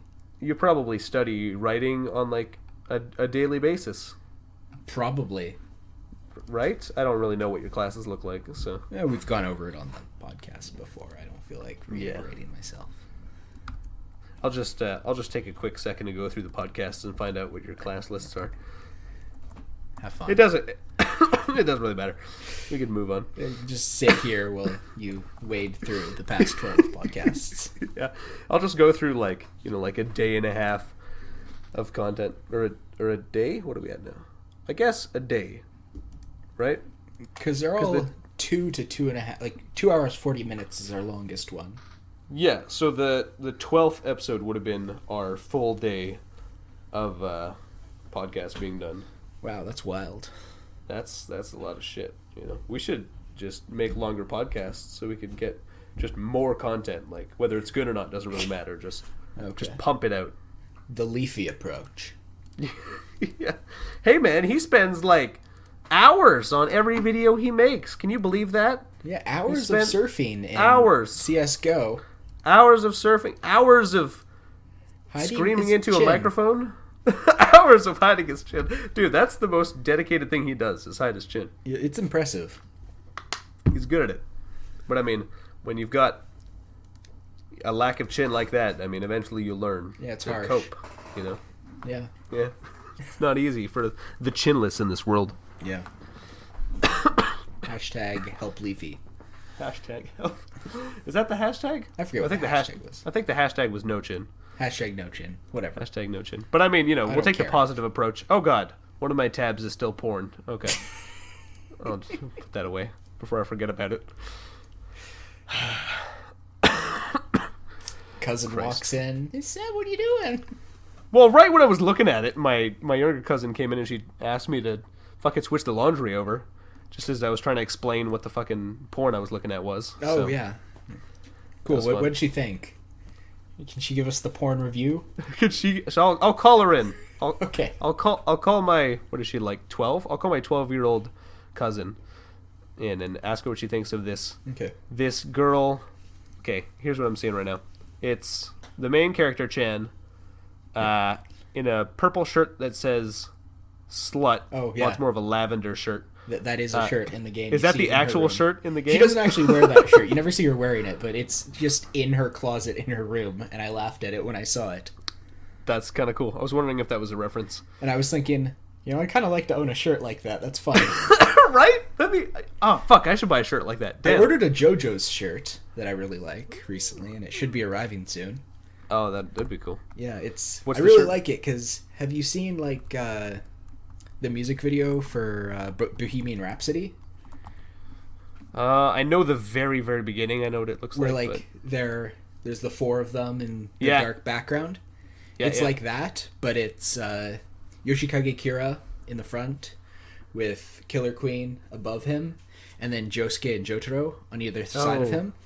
Oh, yeah. Yeah, it's really cool. That's pretty sweet. Yeah. Not quite as good as a slut shirt. Not as but- good as a slut shirt. I want to see if I can get a slut shirt. I like it. Okay. Amazon.com has a shirt that says, Ride the Slut. South Lake Union Trolley. Jesus Christ. Okay. I don't know. I think if I look hard enough, I can... Or I could just get a site that, like, prints a shirt that says slut on it. It'd be Okay. pretty cool. Anyway, I haven't finished describing this fucking drawing to you. Sorry. So it's main character Chan in a lavender slut shirt with one breast exposed, Neat. fondling her nipple there, not wearing any pants. I think she's got like a towel under herself. Fun. She's got one of those goofy looking vibrators where it's got like the massive head, and it's like you don't really put it inside of yourself. You just kind of slap it on your clit. Okay, yeah. One of I know what those. you're talking Striped panties around her ankle. about. Of You course. like that? I'm a big fan of that. And she's got like an Oculus Rift on, and an Ahegao face. So Because it's the future. Oh, guess. actually, no. That image is totally canon. Is Because it? at one point you have to pay her VR porn subscription fee. that's awesome, dude. This is a really high quality drawing too, and it's like all references. That's awesome. Yeah, it's good. Well, there you go. So the 14 porns that there are of porns. that's copyrighted. That joke is now mine. Okay. Of Valhalla are The solid 14 quality. porns of Valhalla. That's what the episode's called. I did have a moment earlier in the podcast where I thought that's an episode title. Oh, what was it? What was it? I forget what it was, but when I'm going through this week, I'll make Okay. sure to send you the list of potential titles. I haven't Okay, done yeah. that the past few weeks. Oh, that's true. I like 14 Porns of Valhalla, but yeah, whatever the other thing was, send me that and I'll yeah, well, find out. I'll make a list. Worth it. Yeah, because the lists typically, like, eventually they come up with like one good title. Thanks. Eventually they just get like weeded. What I'm trying to say is, like, they're all Monkeys at keyboards, right? they're all fine, but when you send me like several like that, eventually you get to like a really good one, you know? Okay. Jesus, dude. All right, your Triggered. titles are fine. God, Thanks. what the fuck am I looking at? I need to close these tabs before I forget. Man, Jesus. Want to ask for Mo's input on the Valhalla porn if your He's 12-year-old cousin isn't willing to? Oh God, I'm sorry. Hold on. I took my headphones out. Stop talking. Don't say words. Okay. And we're then good. I took off her shirt and cut her head off. Whoa. We're plugged back in. It's all good. It's all good. I guess that's in the podcast though anyway, isn't it? Jesus. Yeah, Mo's not in the room, unfortunately. Ah, damn it. I'm also Wait, not... he can leave? I mean, yeah, it's crazy, isn't it? Fucking the rights that blacks have these days, am I right? Yeah, it's getting out of hand, really. just kidding. I'm sorry. Can you cut that out, please? I don't know how I feel about that being in the podcast. It might be a bit far. At the beginning of the podcast, before anything happens. That's playing at the end of the podcast. And that's going up as a separate video on YouTube. Great. Just add the gif of the fucking chick from Konosuba shaking her butt. Shaking her butt to you talking about how blacks don't deserve rights. Yeah, exactly. Oh god. No, seriously, no. I don't know. Like, I feel like we're pretty comfortable talking about that shit in 2016, but at the same time, it's like... It's current year. It's a bit much. It is the current year. Did you know? I just realized this morning that it was, in fact, current year. It's like, holy shit, it's current year. You know what? Not for long. Not for long, no. It'll be current year in a couple months. Right? Oh, God. It's always the current year. That's crazy. You know what else is crazy? What else? The fact that we're reaching 1 hour and 30 minutes without having talked about anime, which is first, probably. Dude, let's keep here that we up. go. I thought you were going to just head straight into the anime. I don't want to segu yet. No, you don't want to segu? I don't want to segu yet. I want to talk about how, after our discussion about The Witness last week, I decided to play a bit more of The Witness. Oh, yeah. I love talking about Witness. Yeah, and I got to the last area. I can understand everything about it by looking at pictures on Google. Awesome. What's the last area called? Or themed? It is called Spoilers. It's not called Spoilers, is it? It's not called Spoilers. Okay, sorry. I don't want to spoil it for you because you said that you might play this game. Oh, no, I won't play it. No, okay. I don't have time. I don't really I get want through to like spoil one it game a for the month. podcast. Like No? I spoil too many things. It's Well, probably not nice. Well, I don't know. Overall objective of the game is that there's various areas around the island, and you've got to light up these lasers by completing all the mandatory puzzles in each area. And once you've lit up all the lasers, they all point towards this big monument on top of a mountain. Large phallus? Yeah. Yeah, it's a symbol of the patriarchy. And once the symbol of the patriarchy is fully oppressed and fully erect. Once it's fully erect and masculinity is so fragile. And oppressing strong, independent woman with a Y. Something happens, and that leads to the last area. Okay, so a new area becomes created when you complete... Well, I guess what you probably assumed was completing the game, I'm guessing. Well, I was fairly certain that there'd probably be something after that. Okay. You go into space and fight Jubileus. Damn, that's pretty cool. Yeah. It turns into a character action game at the end. It was weird. Sounds pretty weird. I have a question. Yeah. Do you know why it's called The Witness now? Jonathan, blow. What? Jeez, are you... I'm a deflating balloon. Fighting I'm a deflating balloon. Oh, you are a deflating balloon. What I'm trying to say is, I don't know. It sounds like you're not pretentious. And I can make the joke that Jonathan blows the witness. Oh, that like okay. Jonathan Is that the main blows character? the direct, like the creator of the game. So it's Jonathan blows the witness. Ha ha. Oh, well, that. Oh my god, dude, that was a great joke. Thank you for that. Thank you so much. Okay, so you actually don't know who the witness is. Maybe I'm the witness. Or what the witness is. Maybe I'm witnessing. Maybe you are the my witness. character solve these puzzles. Maybe you're witnessing the witness. Maybe Witnessing I don't. the world around I wonder him. if there's porn of the witness. What would the porn be? I'm just fucking the line puzzles. Checking it out right now. Checking my sources. I'm like the fucking chick on CSI who's got the headset and like the 7 monitors around her. Is she the Like that. opinionated alt chick? Yeah. Okay. She was like a pre-third wave feminism feminist. Pretty sick. Oh boy. Whoops, I looked up Rule 43 by accident. Rule What's that? 43. Nothing is sacred. The more beautiful and pure a thing is, the more satisfying it is to corrupt it. Kind of the same as Rule 34. Yeah. It's probably intentionally so because the numbers are mixed up. Maybe. Yeah. All right. It's for the dyslexics who are looking up porn. It's for the dyslexics. Yeah, that's what the fucking person who made up the rules of the internet wanted to do. Yeah, I was like, these dyslexic people, fuck them. Oh my god. Error. No images were found to match the search criteria. That's kind of strange because the witness is kind of vague in general. Can I put like an underscore to make it the... Does that work?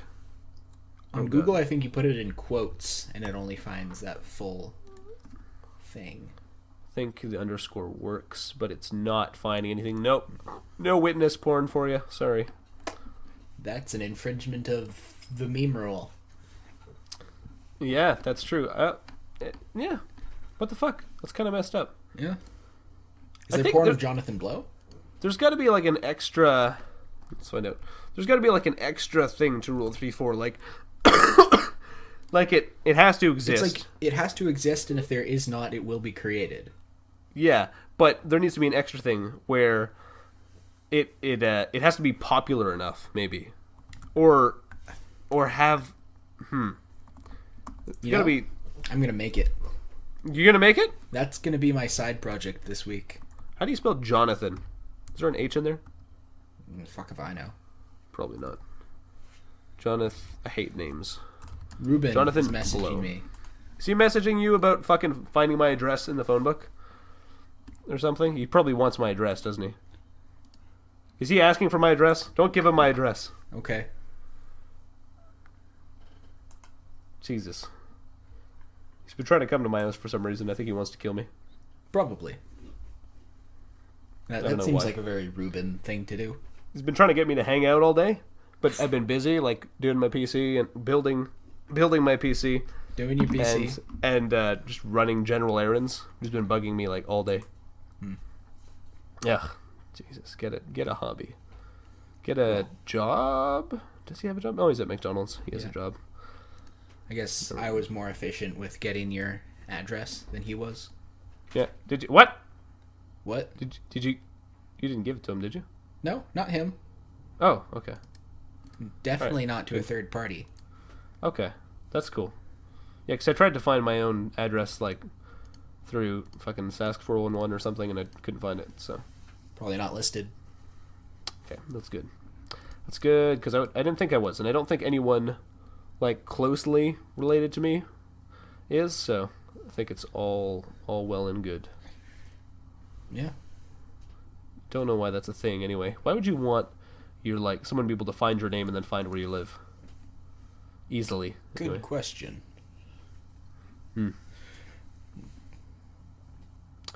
So, What? The Witness. It's a Witness. pretty nifty Good lord. game. Nifty I had game? a moment where I'd been sort of stuck on a puzzle, and I sort of stopped playing for a few months, like 3 Okay. months. Right. And I finally actually completed it because I got a ruler and some paper and a pen and some scissors. Yeah. And Oh my god. I made a grid and I Holy cut shit. out tetrominoes. And No fucking way. I did it with my hands and I solved it in like 2 minutes. Holy fuck. That's dedication. Yeah. I tried to do that with a fucking puzzle in Talos Principle recently. I've got the sheet right here Yep. where everything was like sort of two-dimensional so I could draw it out pretty easily. Okay. And then, okay, here are the pieces I have, here's where they can go, and here's where I need to be. And I still can't fucking figure it out, so I'm still stuck. Well, when I played The That's Witness pretty- originally, I had a notebook with like little notes that I was taking every once in a while, but I never Shit. got that far. Okay. Like cutting things out and manipulating things by hand. Doing little things. Did those help you a lot, or? Yeah, I solved that puzzle immediately. Oh, shit. Okay. And I But I mean, blazed like, through the little rest of notes. that area. Like, did the little notes help you? Yeah, they did definitely. Okay.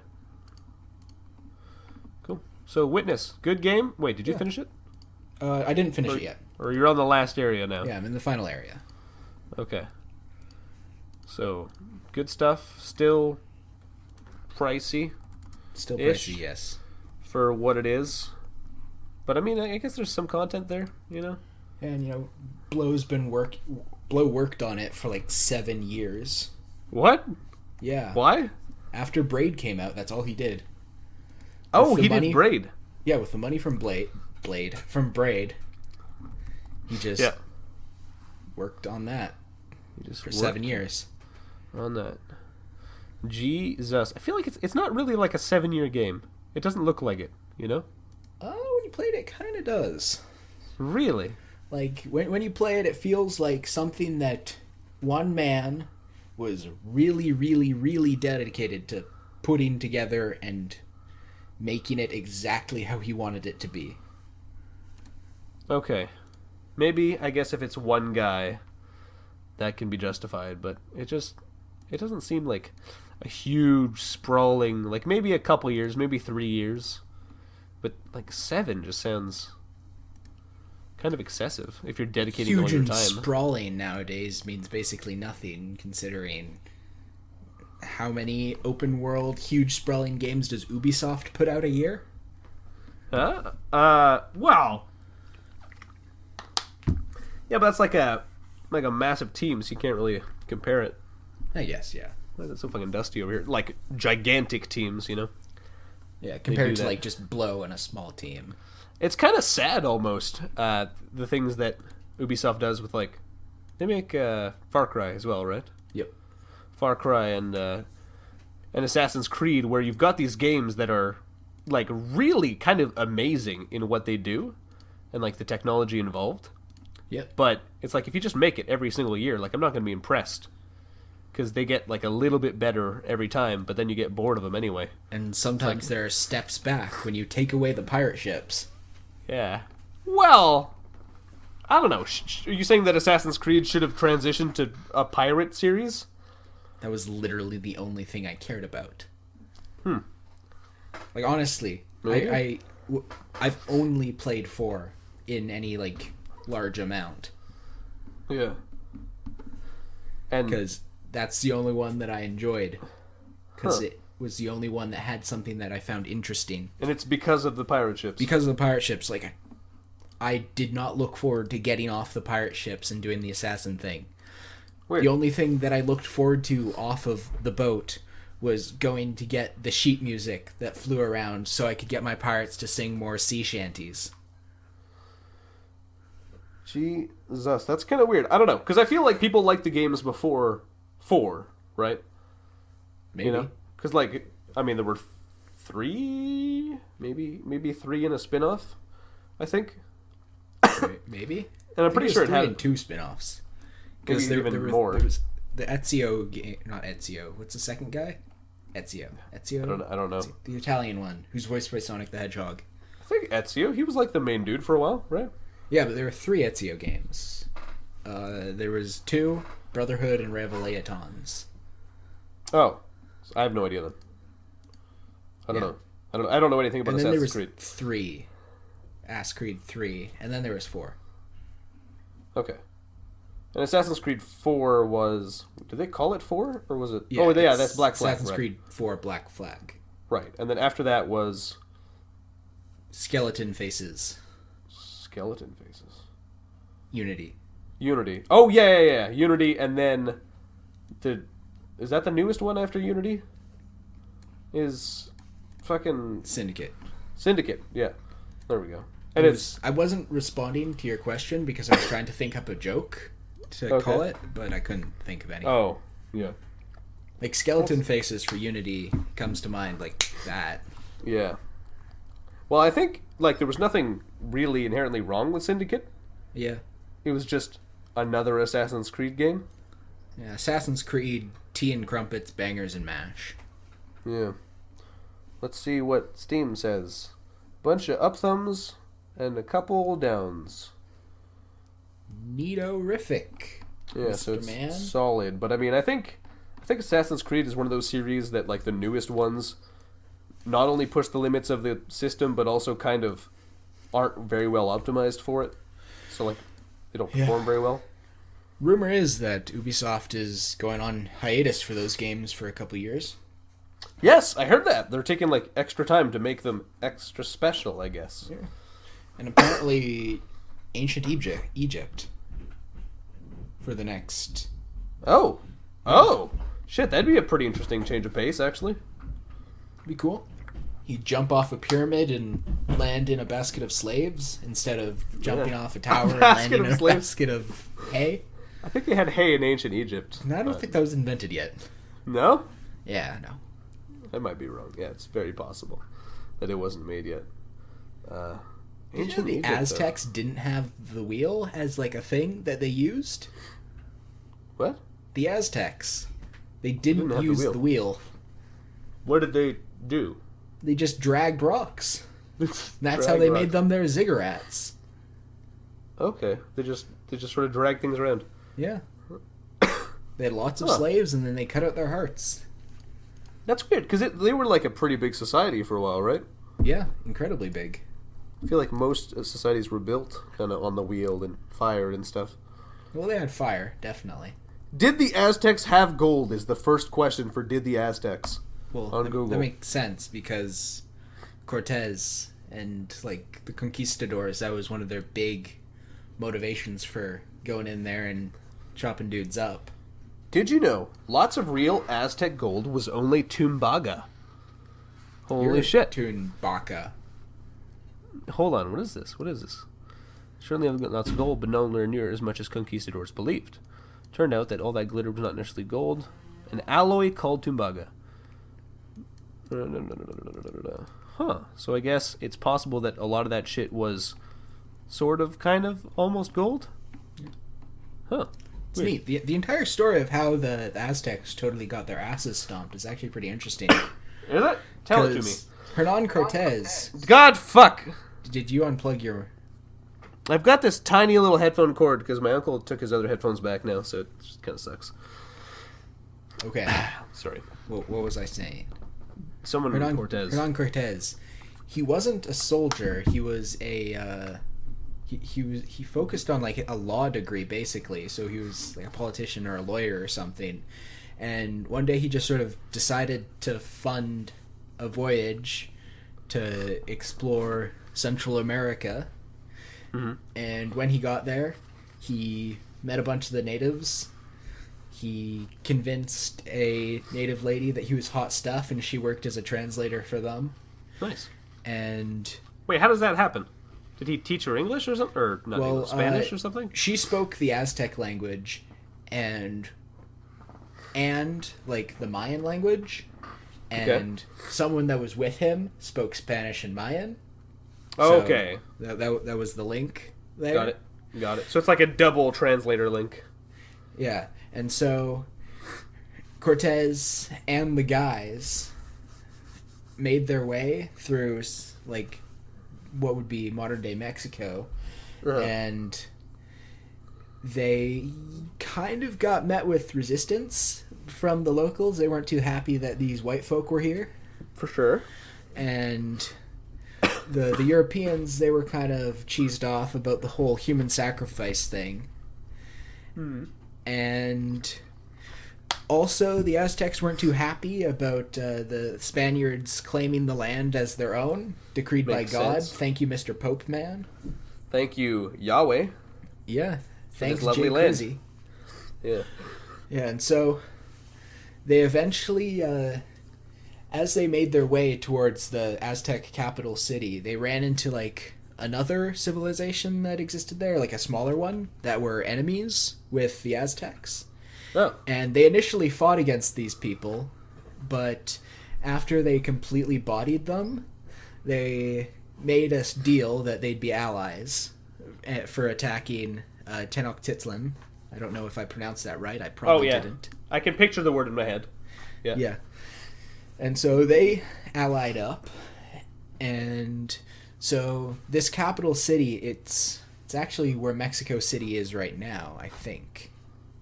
Nice. It is like a city built on a small island in the middle of the lake, with bridges connecting it to the mainland. And so initially Cortez and some of his dudes, they made their way in sort of peacefully, and they had talks with Montezuma, the current emperor at the time. Yeah. And him and Montezuma, they sort of got along. They were like-minded, incredibly ambitious and individuals. And Montezuma brought Cortez up to the top of a ziggurat, to like a sacrificial chamber, as he was talking about their religion and stuff like that. Fun. And Cortez, as a good Christian boy, was not too happy with this, and he denounced Montezuma's gods as devils.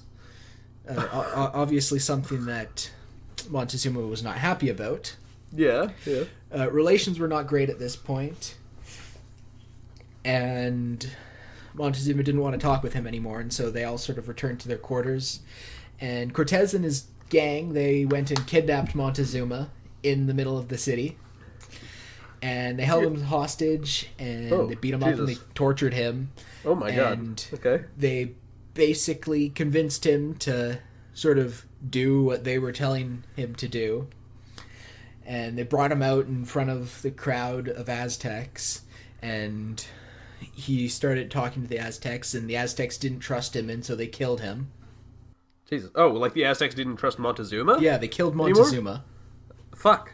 Okay. And Cortez and his boys, they beat a hasty retreat off of this island. They managed to escape, and after escaping, they regrouped, and the bridges around Tenochtitlan had been destroyed, so there's no way to get back on. Oh, fuck. And after escaping, the first person that Cortez called for was his boat builder. Yeah. And so in the middle of the jungle, they started cutting down trees and building boats in the middle of a jungle. Sweet. And they built these boats, and they dragged them up to the shores of the lake. They, like, wide back in, I guess? And they went back to the city and killed pretty much everybody. Oh my god. Oh Yeah. my god. So they just kind of, like, went in and killed all the Aztecs. Yeah, and that's the fall of the Aztec Empire. Wow. Why do you know so much about the fall of the Aztec Empire? My major is social studies, Seb. Well, that's fucking a gay major, am I right? History is cool. I don't mind history, actually, as much as I keep telling myself. It's not too bad. I think it's just in high school in general, it's cool to say, "Oh, fuck history. I don't like history." Yeah.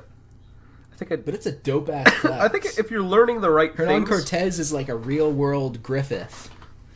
Griffith. Driven to do horrible things by his ambition, destroying an entire civilization. Yeah. Oh, wait, is Griffith from Berserk. Berserk. Why did I think he was from... What the fuck was I thinking? Okay, Griffith. Oh, because I have no idea who this is. That's why. Yeah. Okay. And all this, despite not being a soldier or anyone trained in the art of war. I mean... He was just super smart, and his men trusted him so damn much. You just kind of become a monster, you know? It happens. And after that, he felt shitty about the whole destroying a civilization thing, and he started up a hospital. Felt kind of shitty. Yep. Ooh, that's not and nice. The hospital is at the place where he first met Montezuma. And it's still here today, and it's a functioning hospital. So they have a hospital in, I guess, North America? Where is it? Is it in Mexico? Yeah, it's in Mexico. In Mexico. It's been around since, like, I think this is the 15 or 1600s. Wow. Shit. I can pull up I've got a lot of things on my hard drive. Yeah? Well, I guess as a student, you got all kinds of stuff on there. Yep. Okay. Let's see. That's so fucked up. Well, you know what? I've been thinking about this lately. Yep. And it's like, oh man, you know, fucking every time the white man goes somewhere, especially in the Americas, and starts killing people, like, that's fucked up. But you know what? That's what men do. That's the evils that men do. The evils that men do go on and on. It's Yeah. it's just war, you know? You fight. What is it good for? You fight for what you believe in, and if someone loses, then you're the victor. And that's just what life is. And we still have Right, war yeah. today. So, the Spanish, they arrived on the American coast in 1519, and the Aztec Empire was completely destroyed, and New Spain was established. Want to guess how many years later? Like a dozen? I think 3. Oh. 3 Wow. years between them showing up and killing everybody. Jesus. So, but I mean, there were still people there, right? That weren't Aztecs. Oh, yeah. Like there were Yeah, other yeah. cultures, but the Aztecs were all just brutal. Yeah, Yep.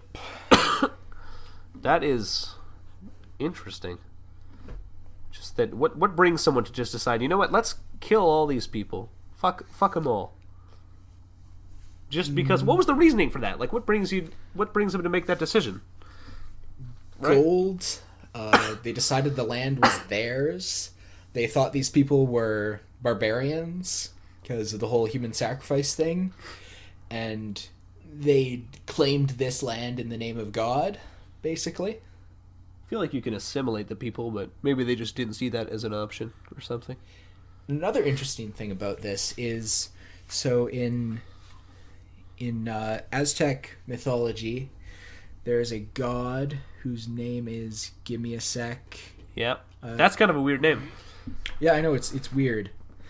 Well, he's called the feathered serpent. I forget his exact Ooh, name. I like that. I'll get to it when I get to it. I've got a feathered serpent. I'll show you my feathered serpent, daddy. That's a disease. All right, feathered Yeah. serpent. Feathered serpent. So he was like a god of killing things, probably. That's what the Aztecs liked to do. Yeah. Well, that's what gods like to happen. Yeah. And so, according to their mythology, he'd left off to the east, towards Europe, may I add, off to the east, and he'd been, like, prophesized to return on the exact year that the conquistadors showed up. Oh shit! Really? Yeah. Fuck. That's crazy. So, hold on. Is that all there is to it? Like, it's just a god was like, he went over, then, oh Yeah. man, they came. Yeah, well, he was supposed to come back the exact year that they showed up. And initially, historians believed that the Aztecs might have tried to worship them initially, but that's been since disproved. Oh, like they might have worshipped the conquistadors? Yeah, but that's not true. How do we know that But it's that's not interesting. true? Definitely very interesting. Just further looks at, like, logs were actually pretty well kept. And, like, journey logs by the different members of the crew and their diaries and whatnot. Oh, okay. Yeah. Dear diary, today I destroyed an entire civilization. I Wrecked. wonder if Montezuma likes me. Yeah. He's pretty cute. Oh my gosh. Hey, Montezuma, I killed all other opposition for your love. Oh no, don't kill Montezuma. That's interesting. You know what? It's too bad that the world didn't end in, what was it, 2012? Because then their sort of streak. No, that They'd was be 2 for 2. That was the Mayans, wasn't it? They got fucked up. I think there was a Mayans. Maya 2012 activation code. Oh, fuck. Quetzalcoatl. There we go. It's a fucking Quetzalcoatl. That's the god, dude. Quetzalcoatl. God, they had some ugly words. Jesus. Yep.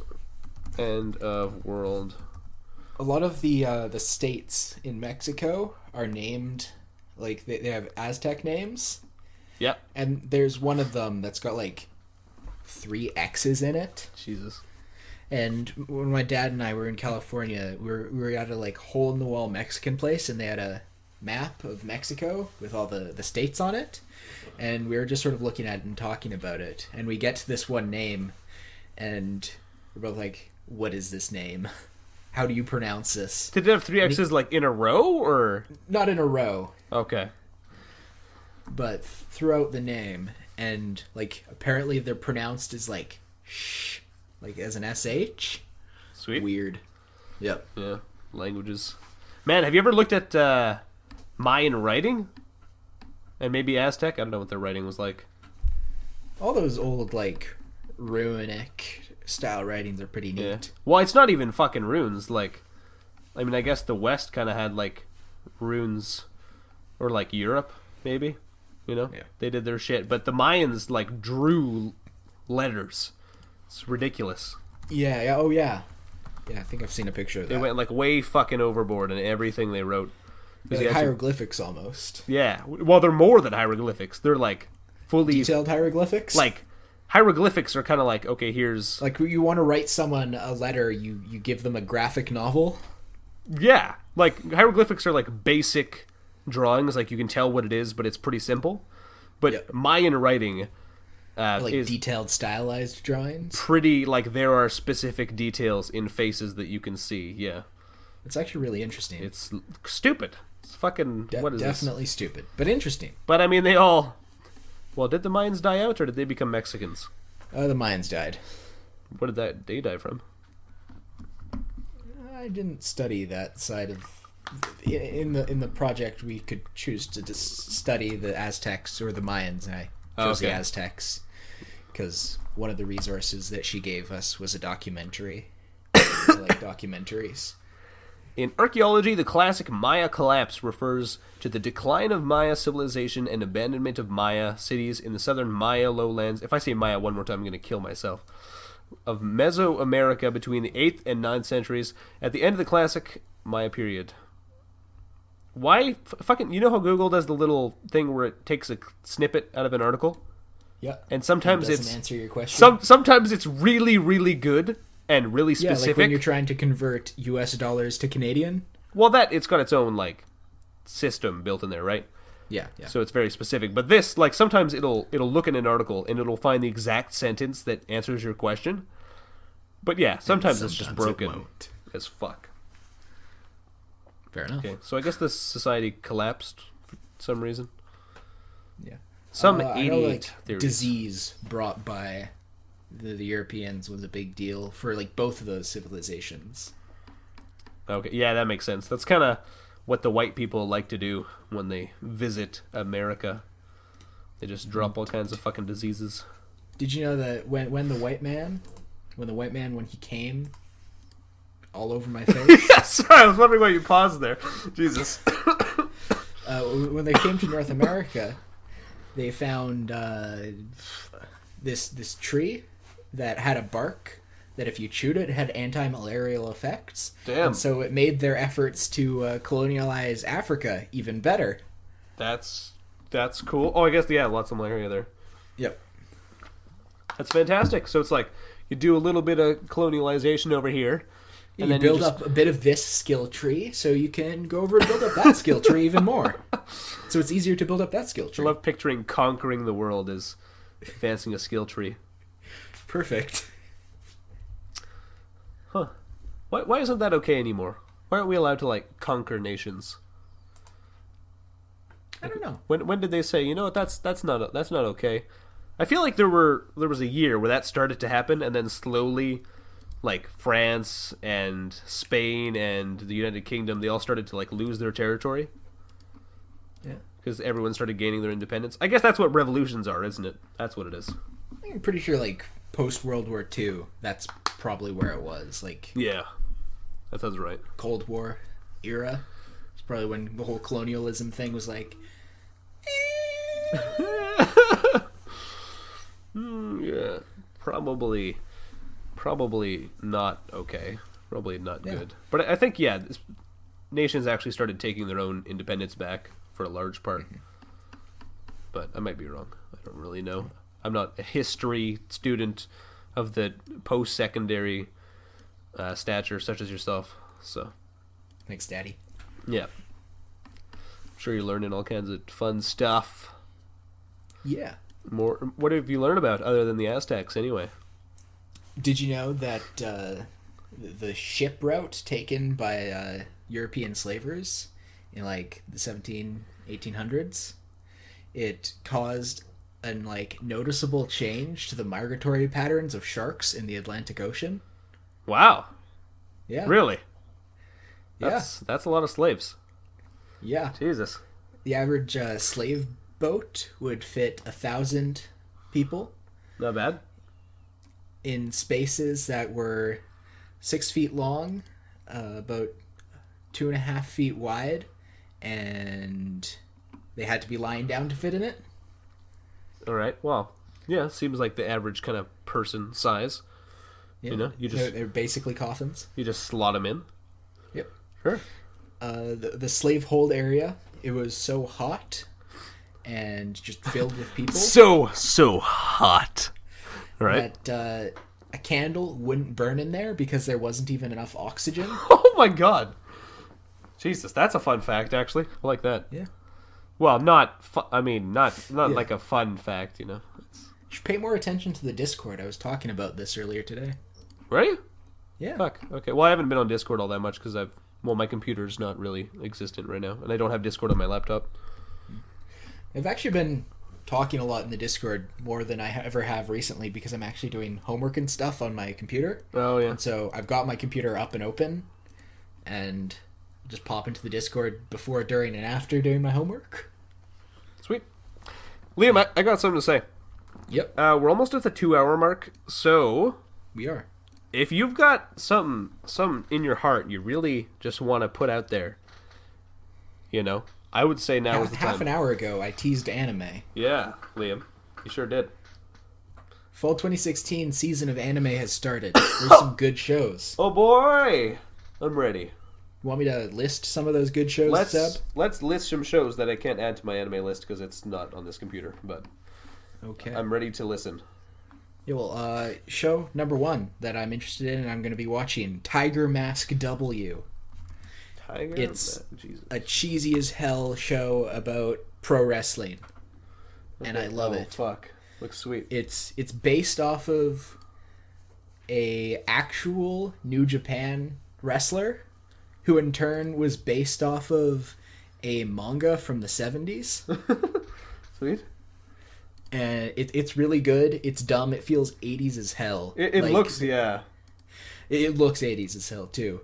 Like there's this one scene where they're all training by climbing up a mountain, and one of them just kills another of them, and they're just all fine with it. Oh my god. Yeah, like Jesus. one of them tries to grab one of the main character's legs to pull him down, and the Yeah. main character just flips the dude and throws him off the mountain, Oh, Jesus. and he The main dies character? for real. Oh my god. Like at the very beginning, there's a dude in the ring, and he's got a bunch of knives, and he gashes open a dude's chest, and then he paralyzes the dude for life. Holy fuck. That sounds pretty great. fun. Yeah. Okay. Yeah, So it's got like one episode out then? Is that how seasons work? new shows are going to be coming out all this month. Okay. And that goes out like once a week for a little while? Yeah, I'm really not usually- sure how the anime format works. Yeah, it's once a week, like most television shows. Okay. For like 12 or 13 episodes, unless it's like a longer season. Okay. Sweet. That's fun. Bungo Stray Dogs is getting a second season, which I'm excited for, because Bungo. that was a good show that I have not mentioned yet. It's a Bones show about dudes who are in a detective agency, and they all have cool, crazy powers, and they're named after various literary figures, and their superpowers are based off their works. Fun. Cool. Yep. Art style's pretty nice. Yeah, it's a Bones show. Alright. It's good. You like yourself some reference, bones. They reference a Canadian author, which made me Whoa. giggle a bit. What's the author? Lucy Maud Montgomery, author of Anne of Green Gables. Oh. Okay. Yeah, Sure. there's like a foreign unit of people who come over from America. Sweet. And there's F. Scott Fitzgerald. His superpower is called the Great Gatsby. Okay. Yeah. That's getting a second season. Sweet. Last year's phenomenal Mobile Suit Gundam Iron-Blooded Orphans is getting a second season. Iron-Blooded Orphans. Jesus. It's Okay. about child soldiers. That's a cool theme. And you see a room full of child soldiers get gunned down on television. I like it. They couldn't show that in America because cartoons are for children, Liam. Nope. Jesus. They could not show that in America. Not even sort In fact, Japan had issues with this. Oh, God, yeah. Like, I mean, it's... The Ministry of whatever was like, hey, you guys think that... Yeah. It's a little bit tough. That's getting a second season. Okay. It should be good. That's one of the best Gundam series, definitely. Okay. They've got a loli. That's good. That they've got a lolly, I guess. That's points. Even if I have no interest in Gundams at all, you know. I just like the idea of it's one of them having a lolly. the few modern mecha shows that doesn't use CG for the mecha. Oh, they don't? Yeah. Really? Like their traditional 2D animation. See, Like the big don't mind that, spaceships though. are CG, and I'm fine with that. But as long as my beautiful daughters aren't CG, I'm good. My beautiful daughters. Jesus. Okay. I don't mind CG, like, robots, though. Or at least, like, giant robots. If I can, like, completely separate that from... They look a lot better when they're animated by Sunrise. Or Maybe they do. Sunshine or Sunrise. I don't know what the animation studio is called. They made Cowboy Bebop and Gundam. Okay. So I like them. Okay. So, They Mobile also Suit make Gundam. Code Geass. Alright. 2 animes that you're watching. 2 anime? Plural of anime is animes, right? Yeah, plural of anime is anime. Oh, okay. Okay, good to know. Anime. Another show that I started to watch, but it's probably not going to be very good. Sweet. But Ready to hear it. It's called Izetta, the Last Witch. It's about not World War II with totally not Germans and totally not Britain, and there's witches flying around on sniper rifles the size no of a pants fucking on? oak tree with no pants on. Yes. Okay. Using them as like flying broomsticks. It looks fucking awesome. I just want this one Character screenshot designs as are like a super wallpaper. All the designs and everything are fine, but the animation is super choppy, Oh, and I don't have high hopes for what's happening throughout the season. not like a good plot so far, or what? Plot seems interesting enough, just the animation quality and just sort of, it seems like it might get really, really generic. Huh. Something that does have a lot of plot and a lot of backstory. Yep. Plot and backstory. Oh. Oh? Yeah? Yeah, I'm gonna pull up the name because it's in Moonspeak and I forget it. Ooh, Moonspeak. I like that. Well, it's more like Sunspeak, really. Yeah, Rising Sunspeak. There you go. It's called Keijo. You couldn't remember Keijo? I forget, it's some crazy Japanese nonsense. Two syllables. It's about a bunch of girls with that looks titties like a and lot of asses. backstory. Yeah, lots of backstory. And they play some weird game where you're on a floating platform and you're supposed to use your tits and your ass to knock the other ladies off. Oh, it's like fucking... It's like the Yeah, in Dead or Alive volleyball. Extreme. Yes, it's like that. Yes. So lots of plot and backstory there. Oh, liking it so far. I'm a big... You know, I'm a backstory man. Really? I don't know. Yeah. I'm like the principal in prison school. You know, very much a backstory man. That guy's rant, it's the best. He's amazing. He's like probably one of my favorite characters He's in prison definitely school. the best character. He's fucking awesome. And Even then, if the rest of the show isn't amazing. another show that I'm looking out for, Fune wo Amu, The Great Passage. It's about making a dictionary. It sounds riveting. Fucking... Well, that's the reason I'm so interested in it. Yeah? Because it seems so just nothing that it's got to be interesting, right?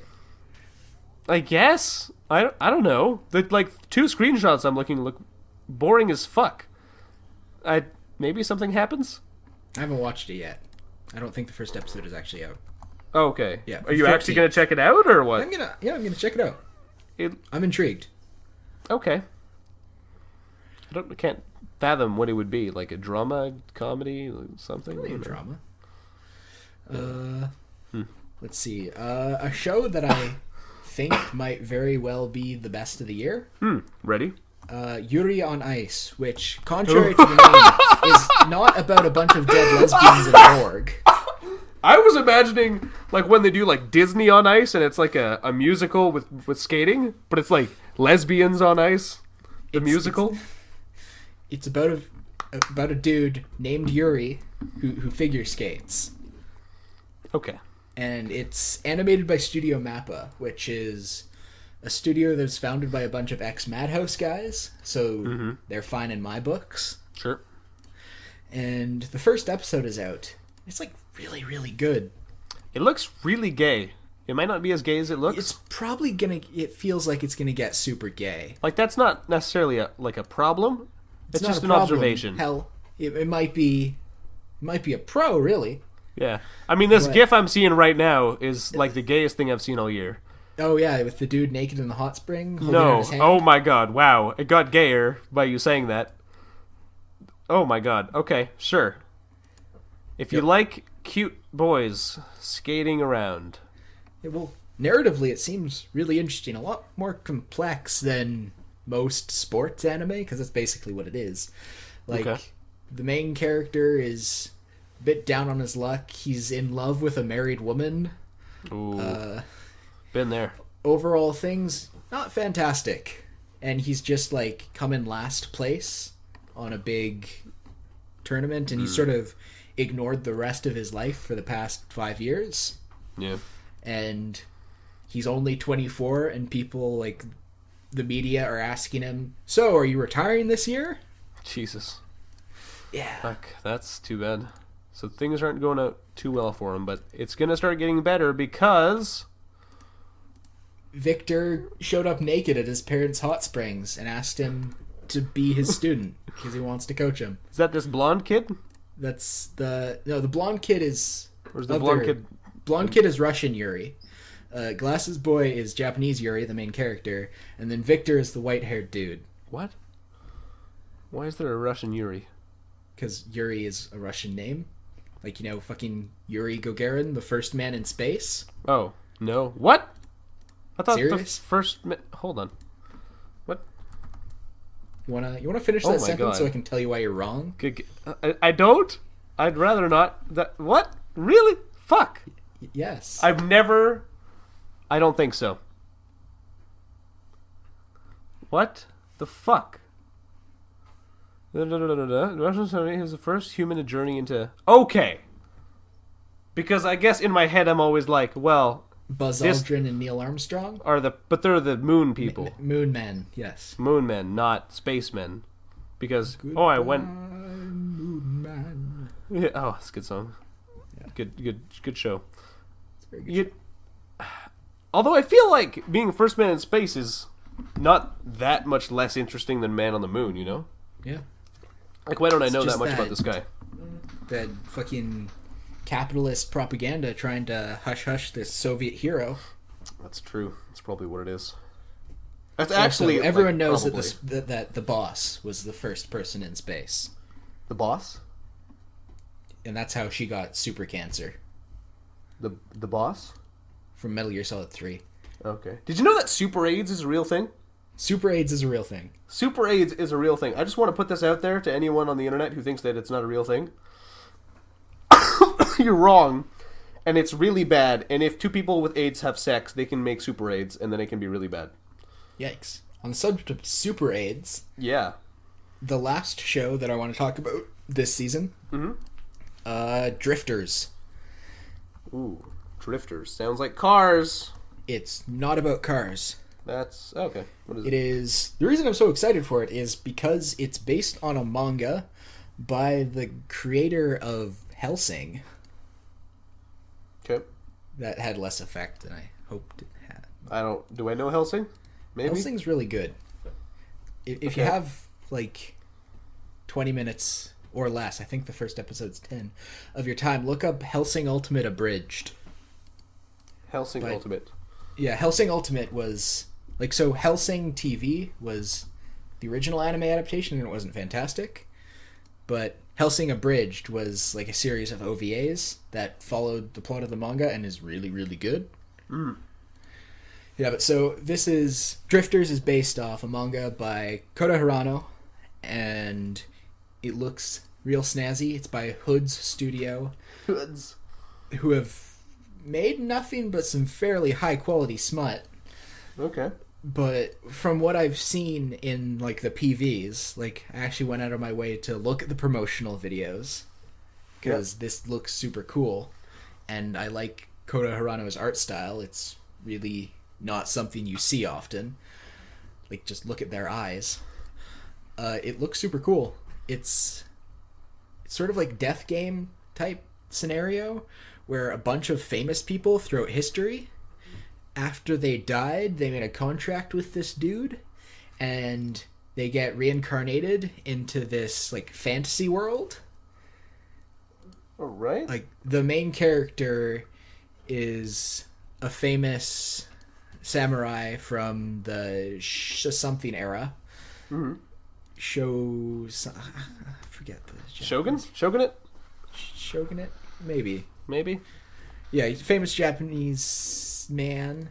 Another one of the characters is obviously Nobunaga.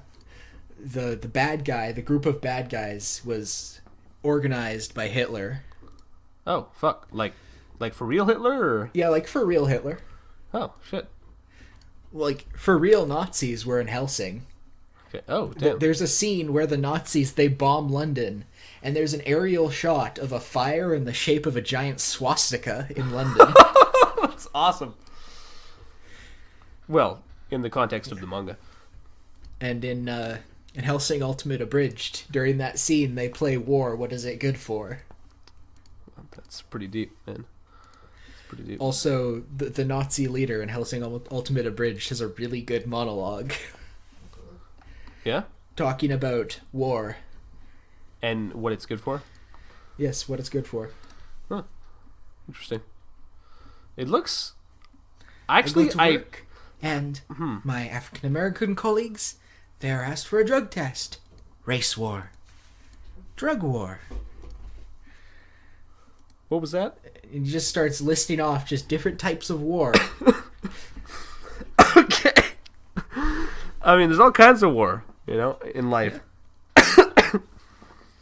That's not good for much. Hey, Liam, question. Yeah. So, how many syllables are in the word drifters? Drifters. 2. Because in Japanese, the way syllables work, and every character is a syllable, Drifters. it takes fucking 6, right? Because it's What? do, re, fu, ta, or 5, I guguess. Well, I guess, yeah, technically. Durifasutaba. Dori, fu, ta, zu. Dorifutasu. Yeah, dori, fu, ta, zu. And you have to hold the ta a little bit longer. Dorifutasu. Yeah. There you go. And now you're speaking like a true Jap. Well done. Whoa. Yeah. Isn't that Jap exciting? racist? I feel like I was discussing this with someone. I know I got in recently. trouble for saying it because I used to read like my dad's old comic books, and they used the word Jap in it. And I used it at school to describe my friend who was Japanese, and the teacher wasn't happy with me. You have a Japanese friend? This is when I was like 7 or 8. That's crazy. Because, like, no one leaves Japan. Like, especially to come to fucking, like, Canada. Yeah. Because Japan is a nice place to live.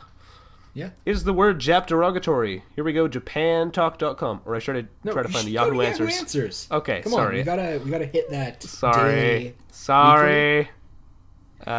Daily. We should start doing a daily podcast. It's leafy. All right, no, I already made that joke. Yep. So, question. Thank you to Plesley. Why is the word Jap considered racist since it's short for Japanese? Thanks for the dash. I don't get it. I was talking with some English-speaking friends, and I was talking about this great Japanese guy who told me a joke, and the conversation was like, yeah, so the Jap guy I was talking to about me told this. No. You don't say that. Huh? Actually goes on for a while, so I'm going to stop it there. Life story. Best answer with 4 up thumbs and 10 down thumbs. Okay. Thanks, Yahoo, for picking the best answer. I think it's not Yahoo that picks the best answer. I think it's the poster. It might be okay. Like the Ins- original person who asked the question. Oh, yeah, the questioner? I don't fucking know. Yeah. Insults are Asker. based more on intent than the specific word. Your intent was clearly to disregard her feelings, however groundless as they seem to you. It's called consideration. Optional it? if you don't mind friendliness. Was she saying it in a derogatory manner? I mean, I didn't read the whole fucking description, but She didn't sound like she was using it in a derogatory manner. yes.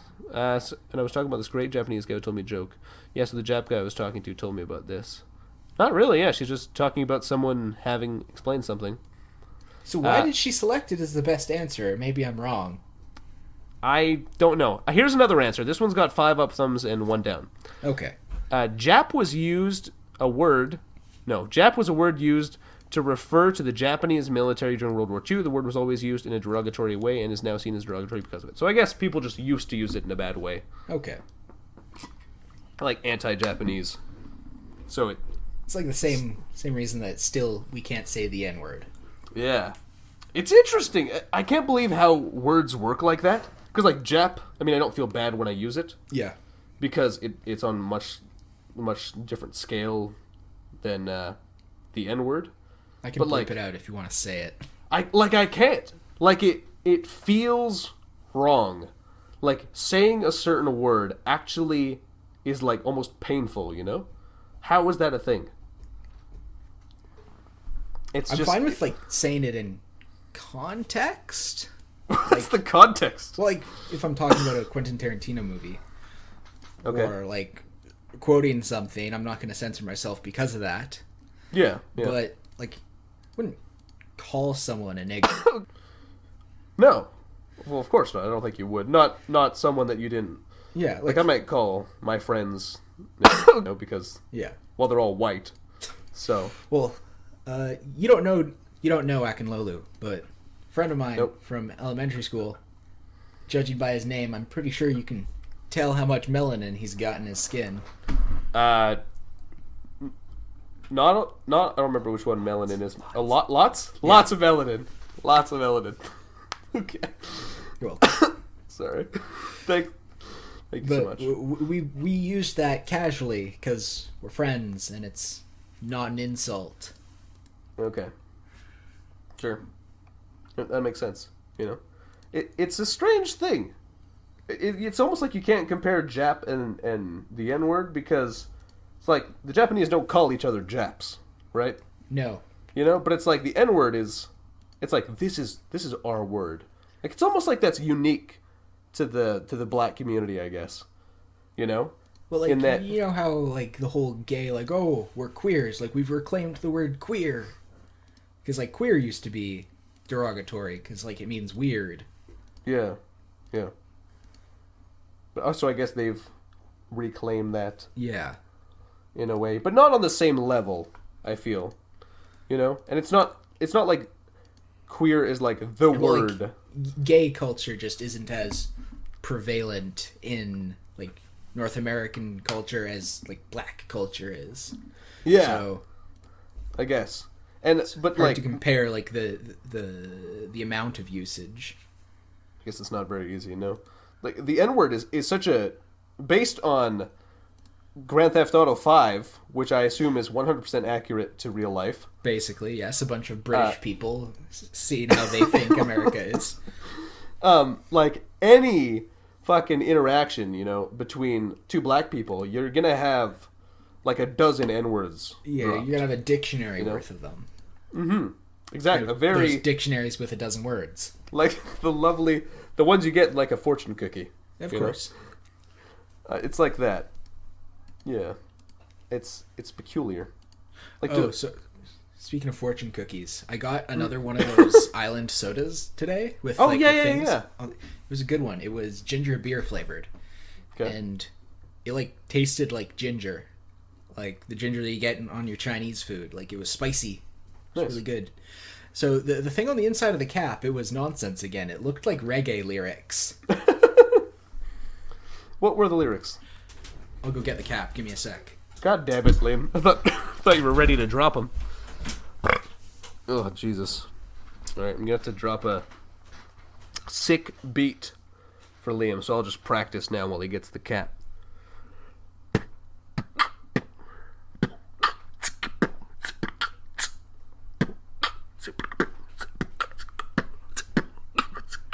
Yeah, yeah, man. Yeah, yeah.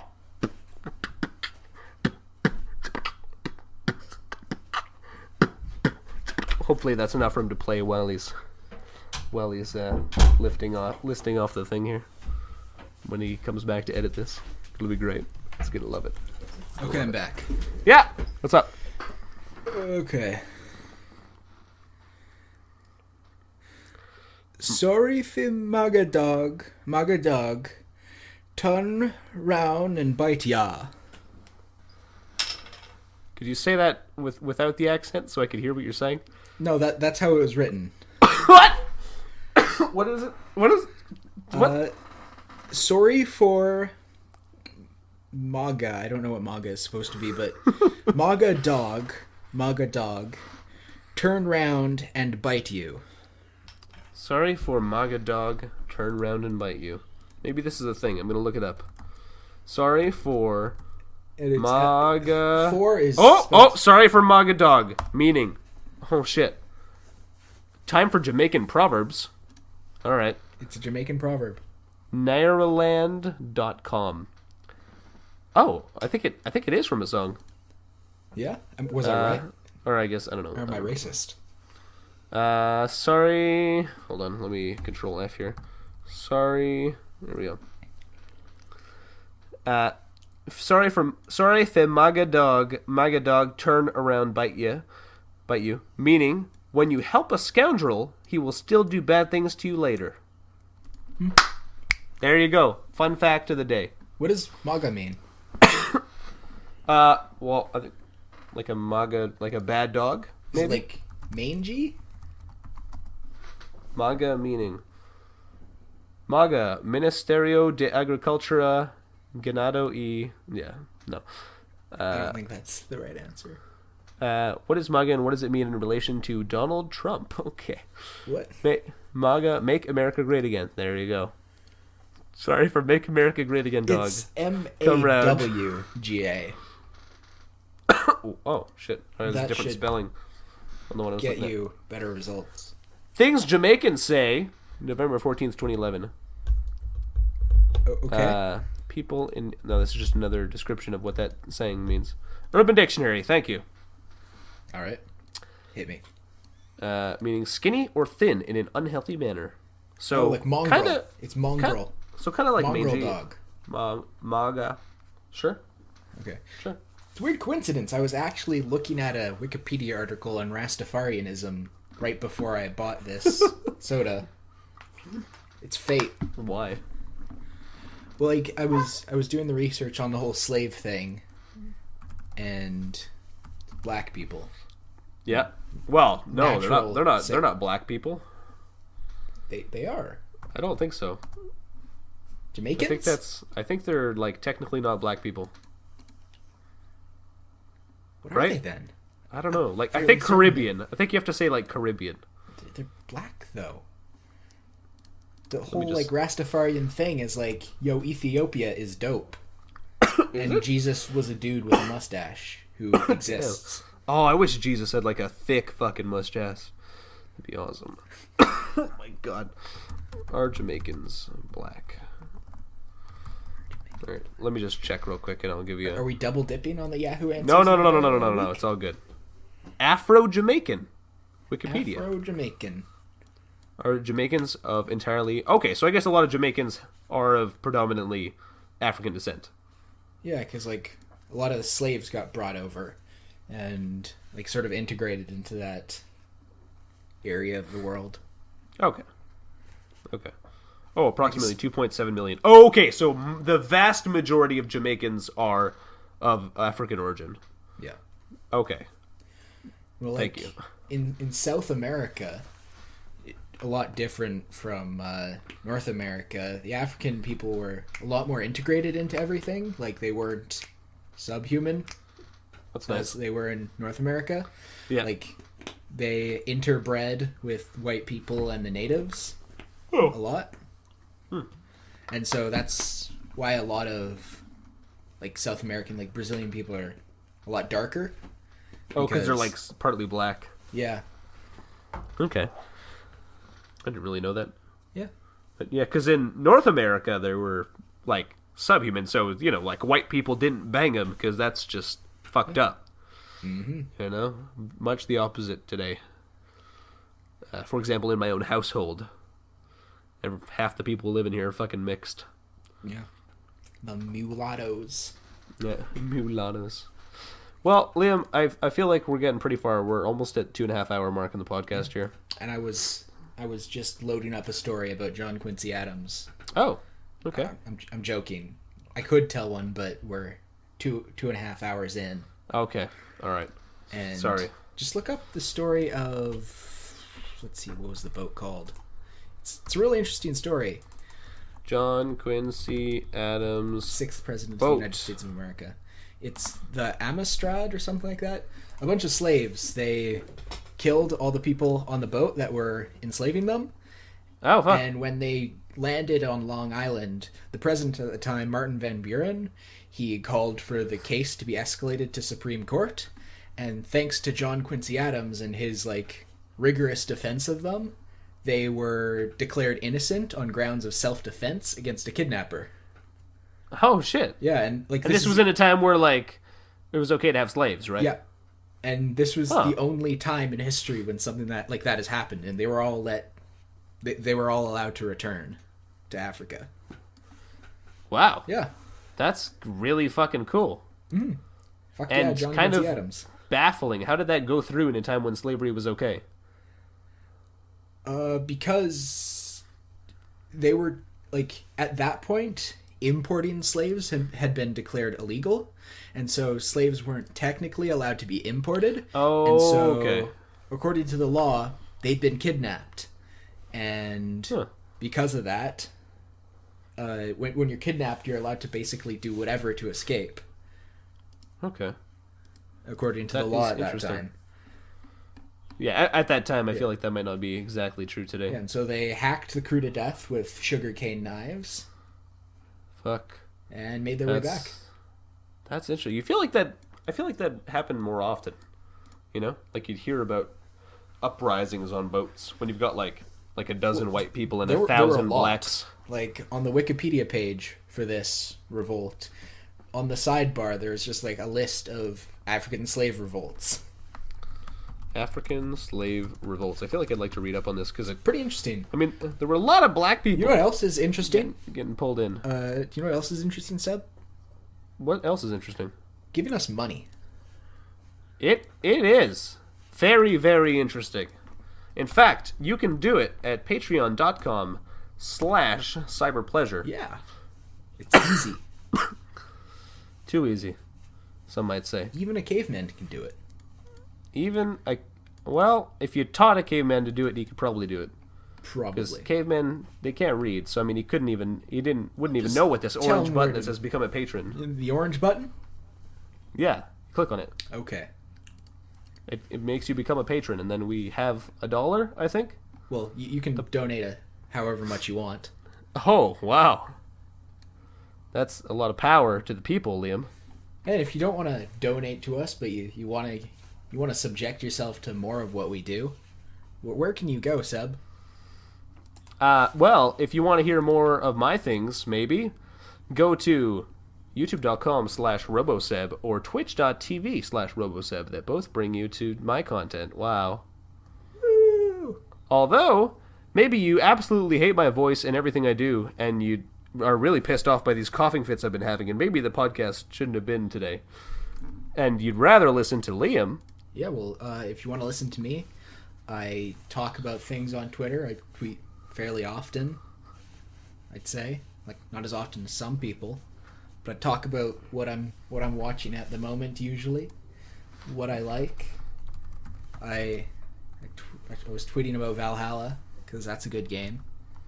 And I've got a YouTube channel that I think I'm going to try and start to put more things on. I'm thinking of adapting my Valhalla review into maybe a video, if I have the time. Putting together a video about Valhalla. Okay. Because that's a very good game. Probably game of the year this year. I've played a lot of good games this year. Jesus, that's quite a bit. I'm on this game real hard.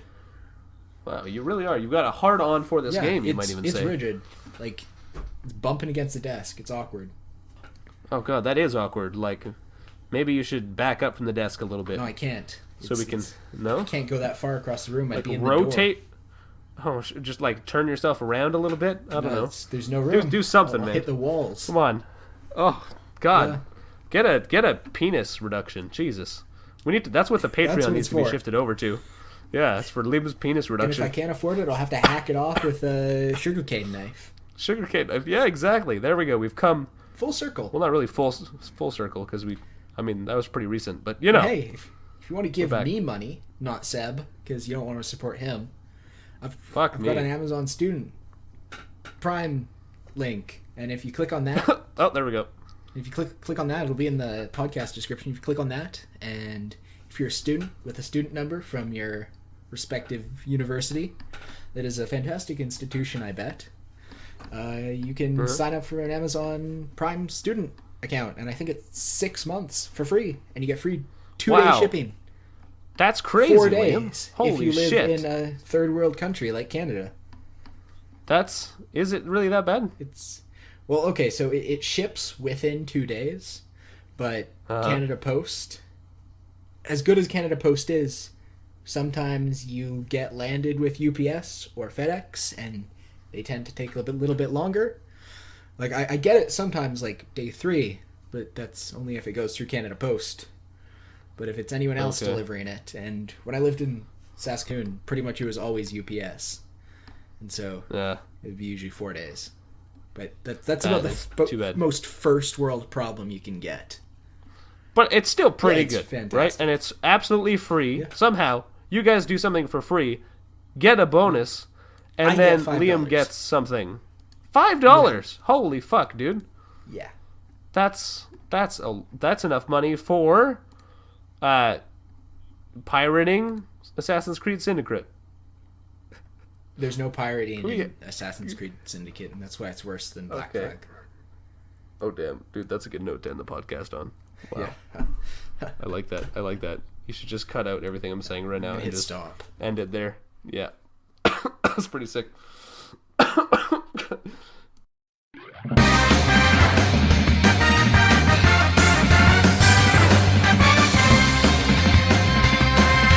Got a demon, what am I? It's time for me to choose my path. The power of my God hand, no evildoer will get past.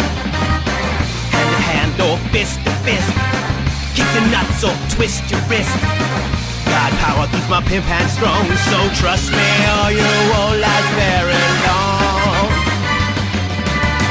Dragon kick your ass into the Milky Way. Milky Way. Don't act like you don't like the Bulbasaur. My arm, my arm, my arm, my arm, my arm, my arm, the summon of the power of the God hand.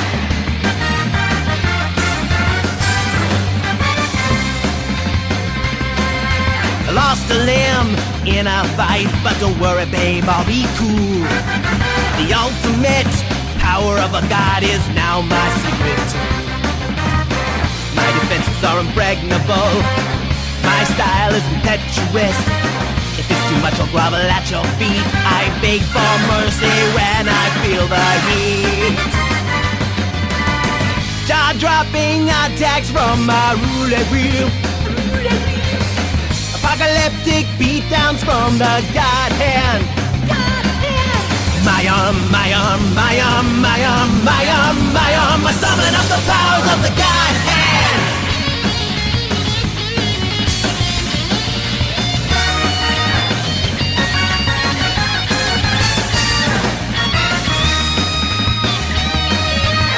Everybody wants a piece, who's next, don't be a fool. Hyperactive fighting styles, so slick they will make you drool. The God hand helps me work out my stress. It's overpowering, I must confess. The only person who it doesn't work on is the girl who got me into this, Olivia. Slicing through thugs with my shockwave. Shockwave! More beheadings than a guillotine. Head slicer. Head slicer! I summon up the powers of the gods.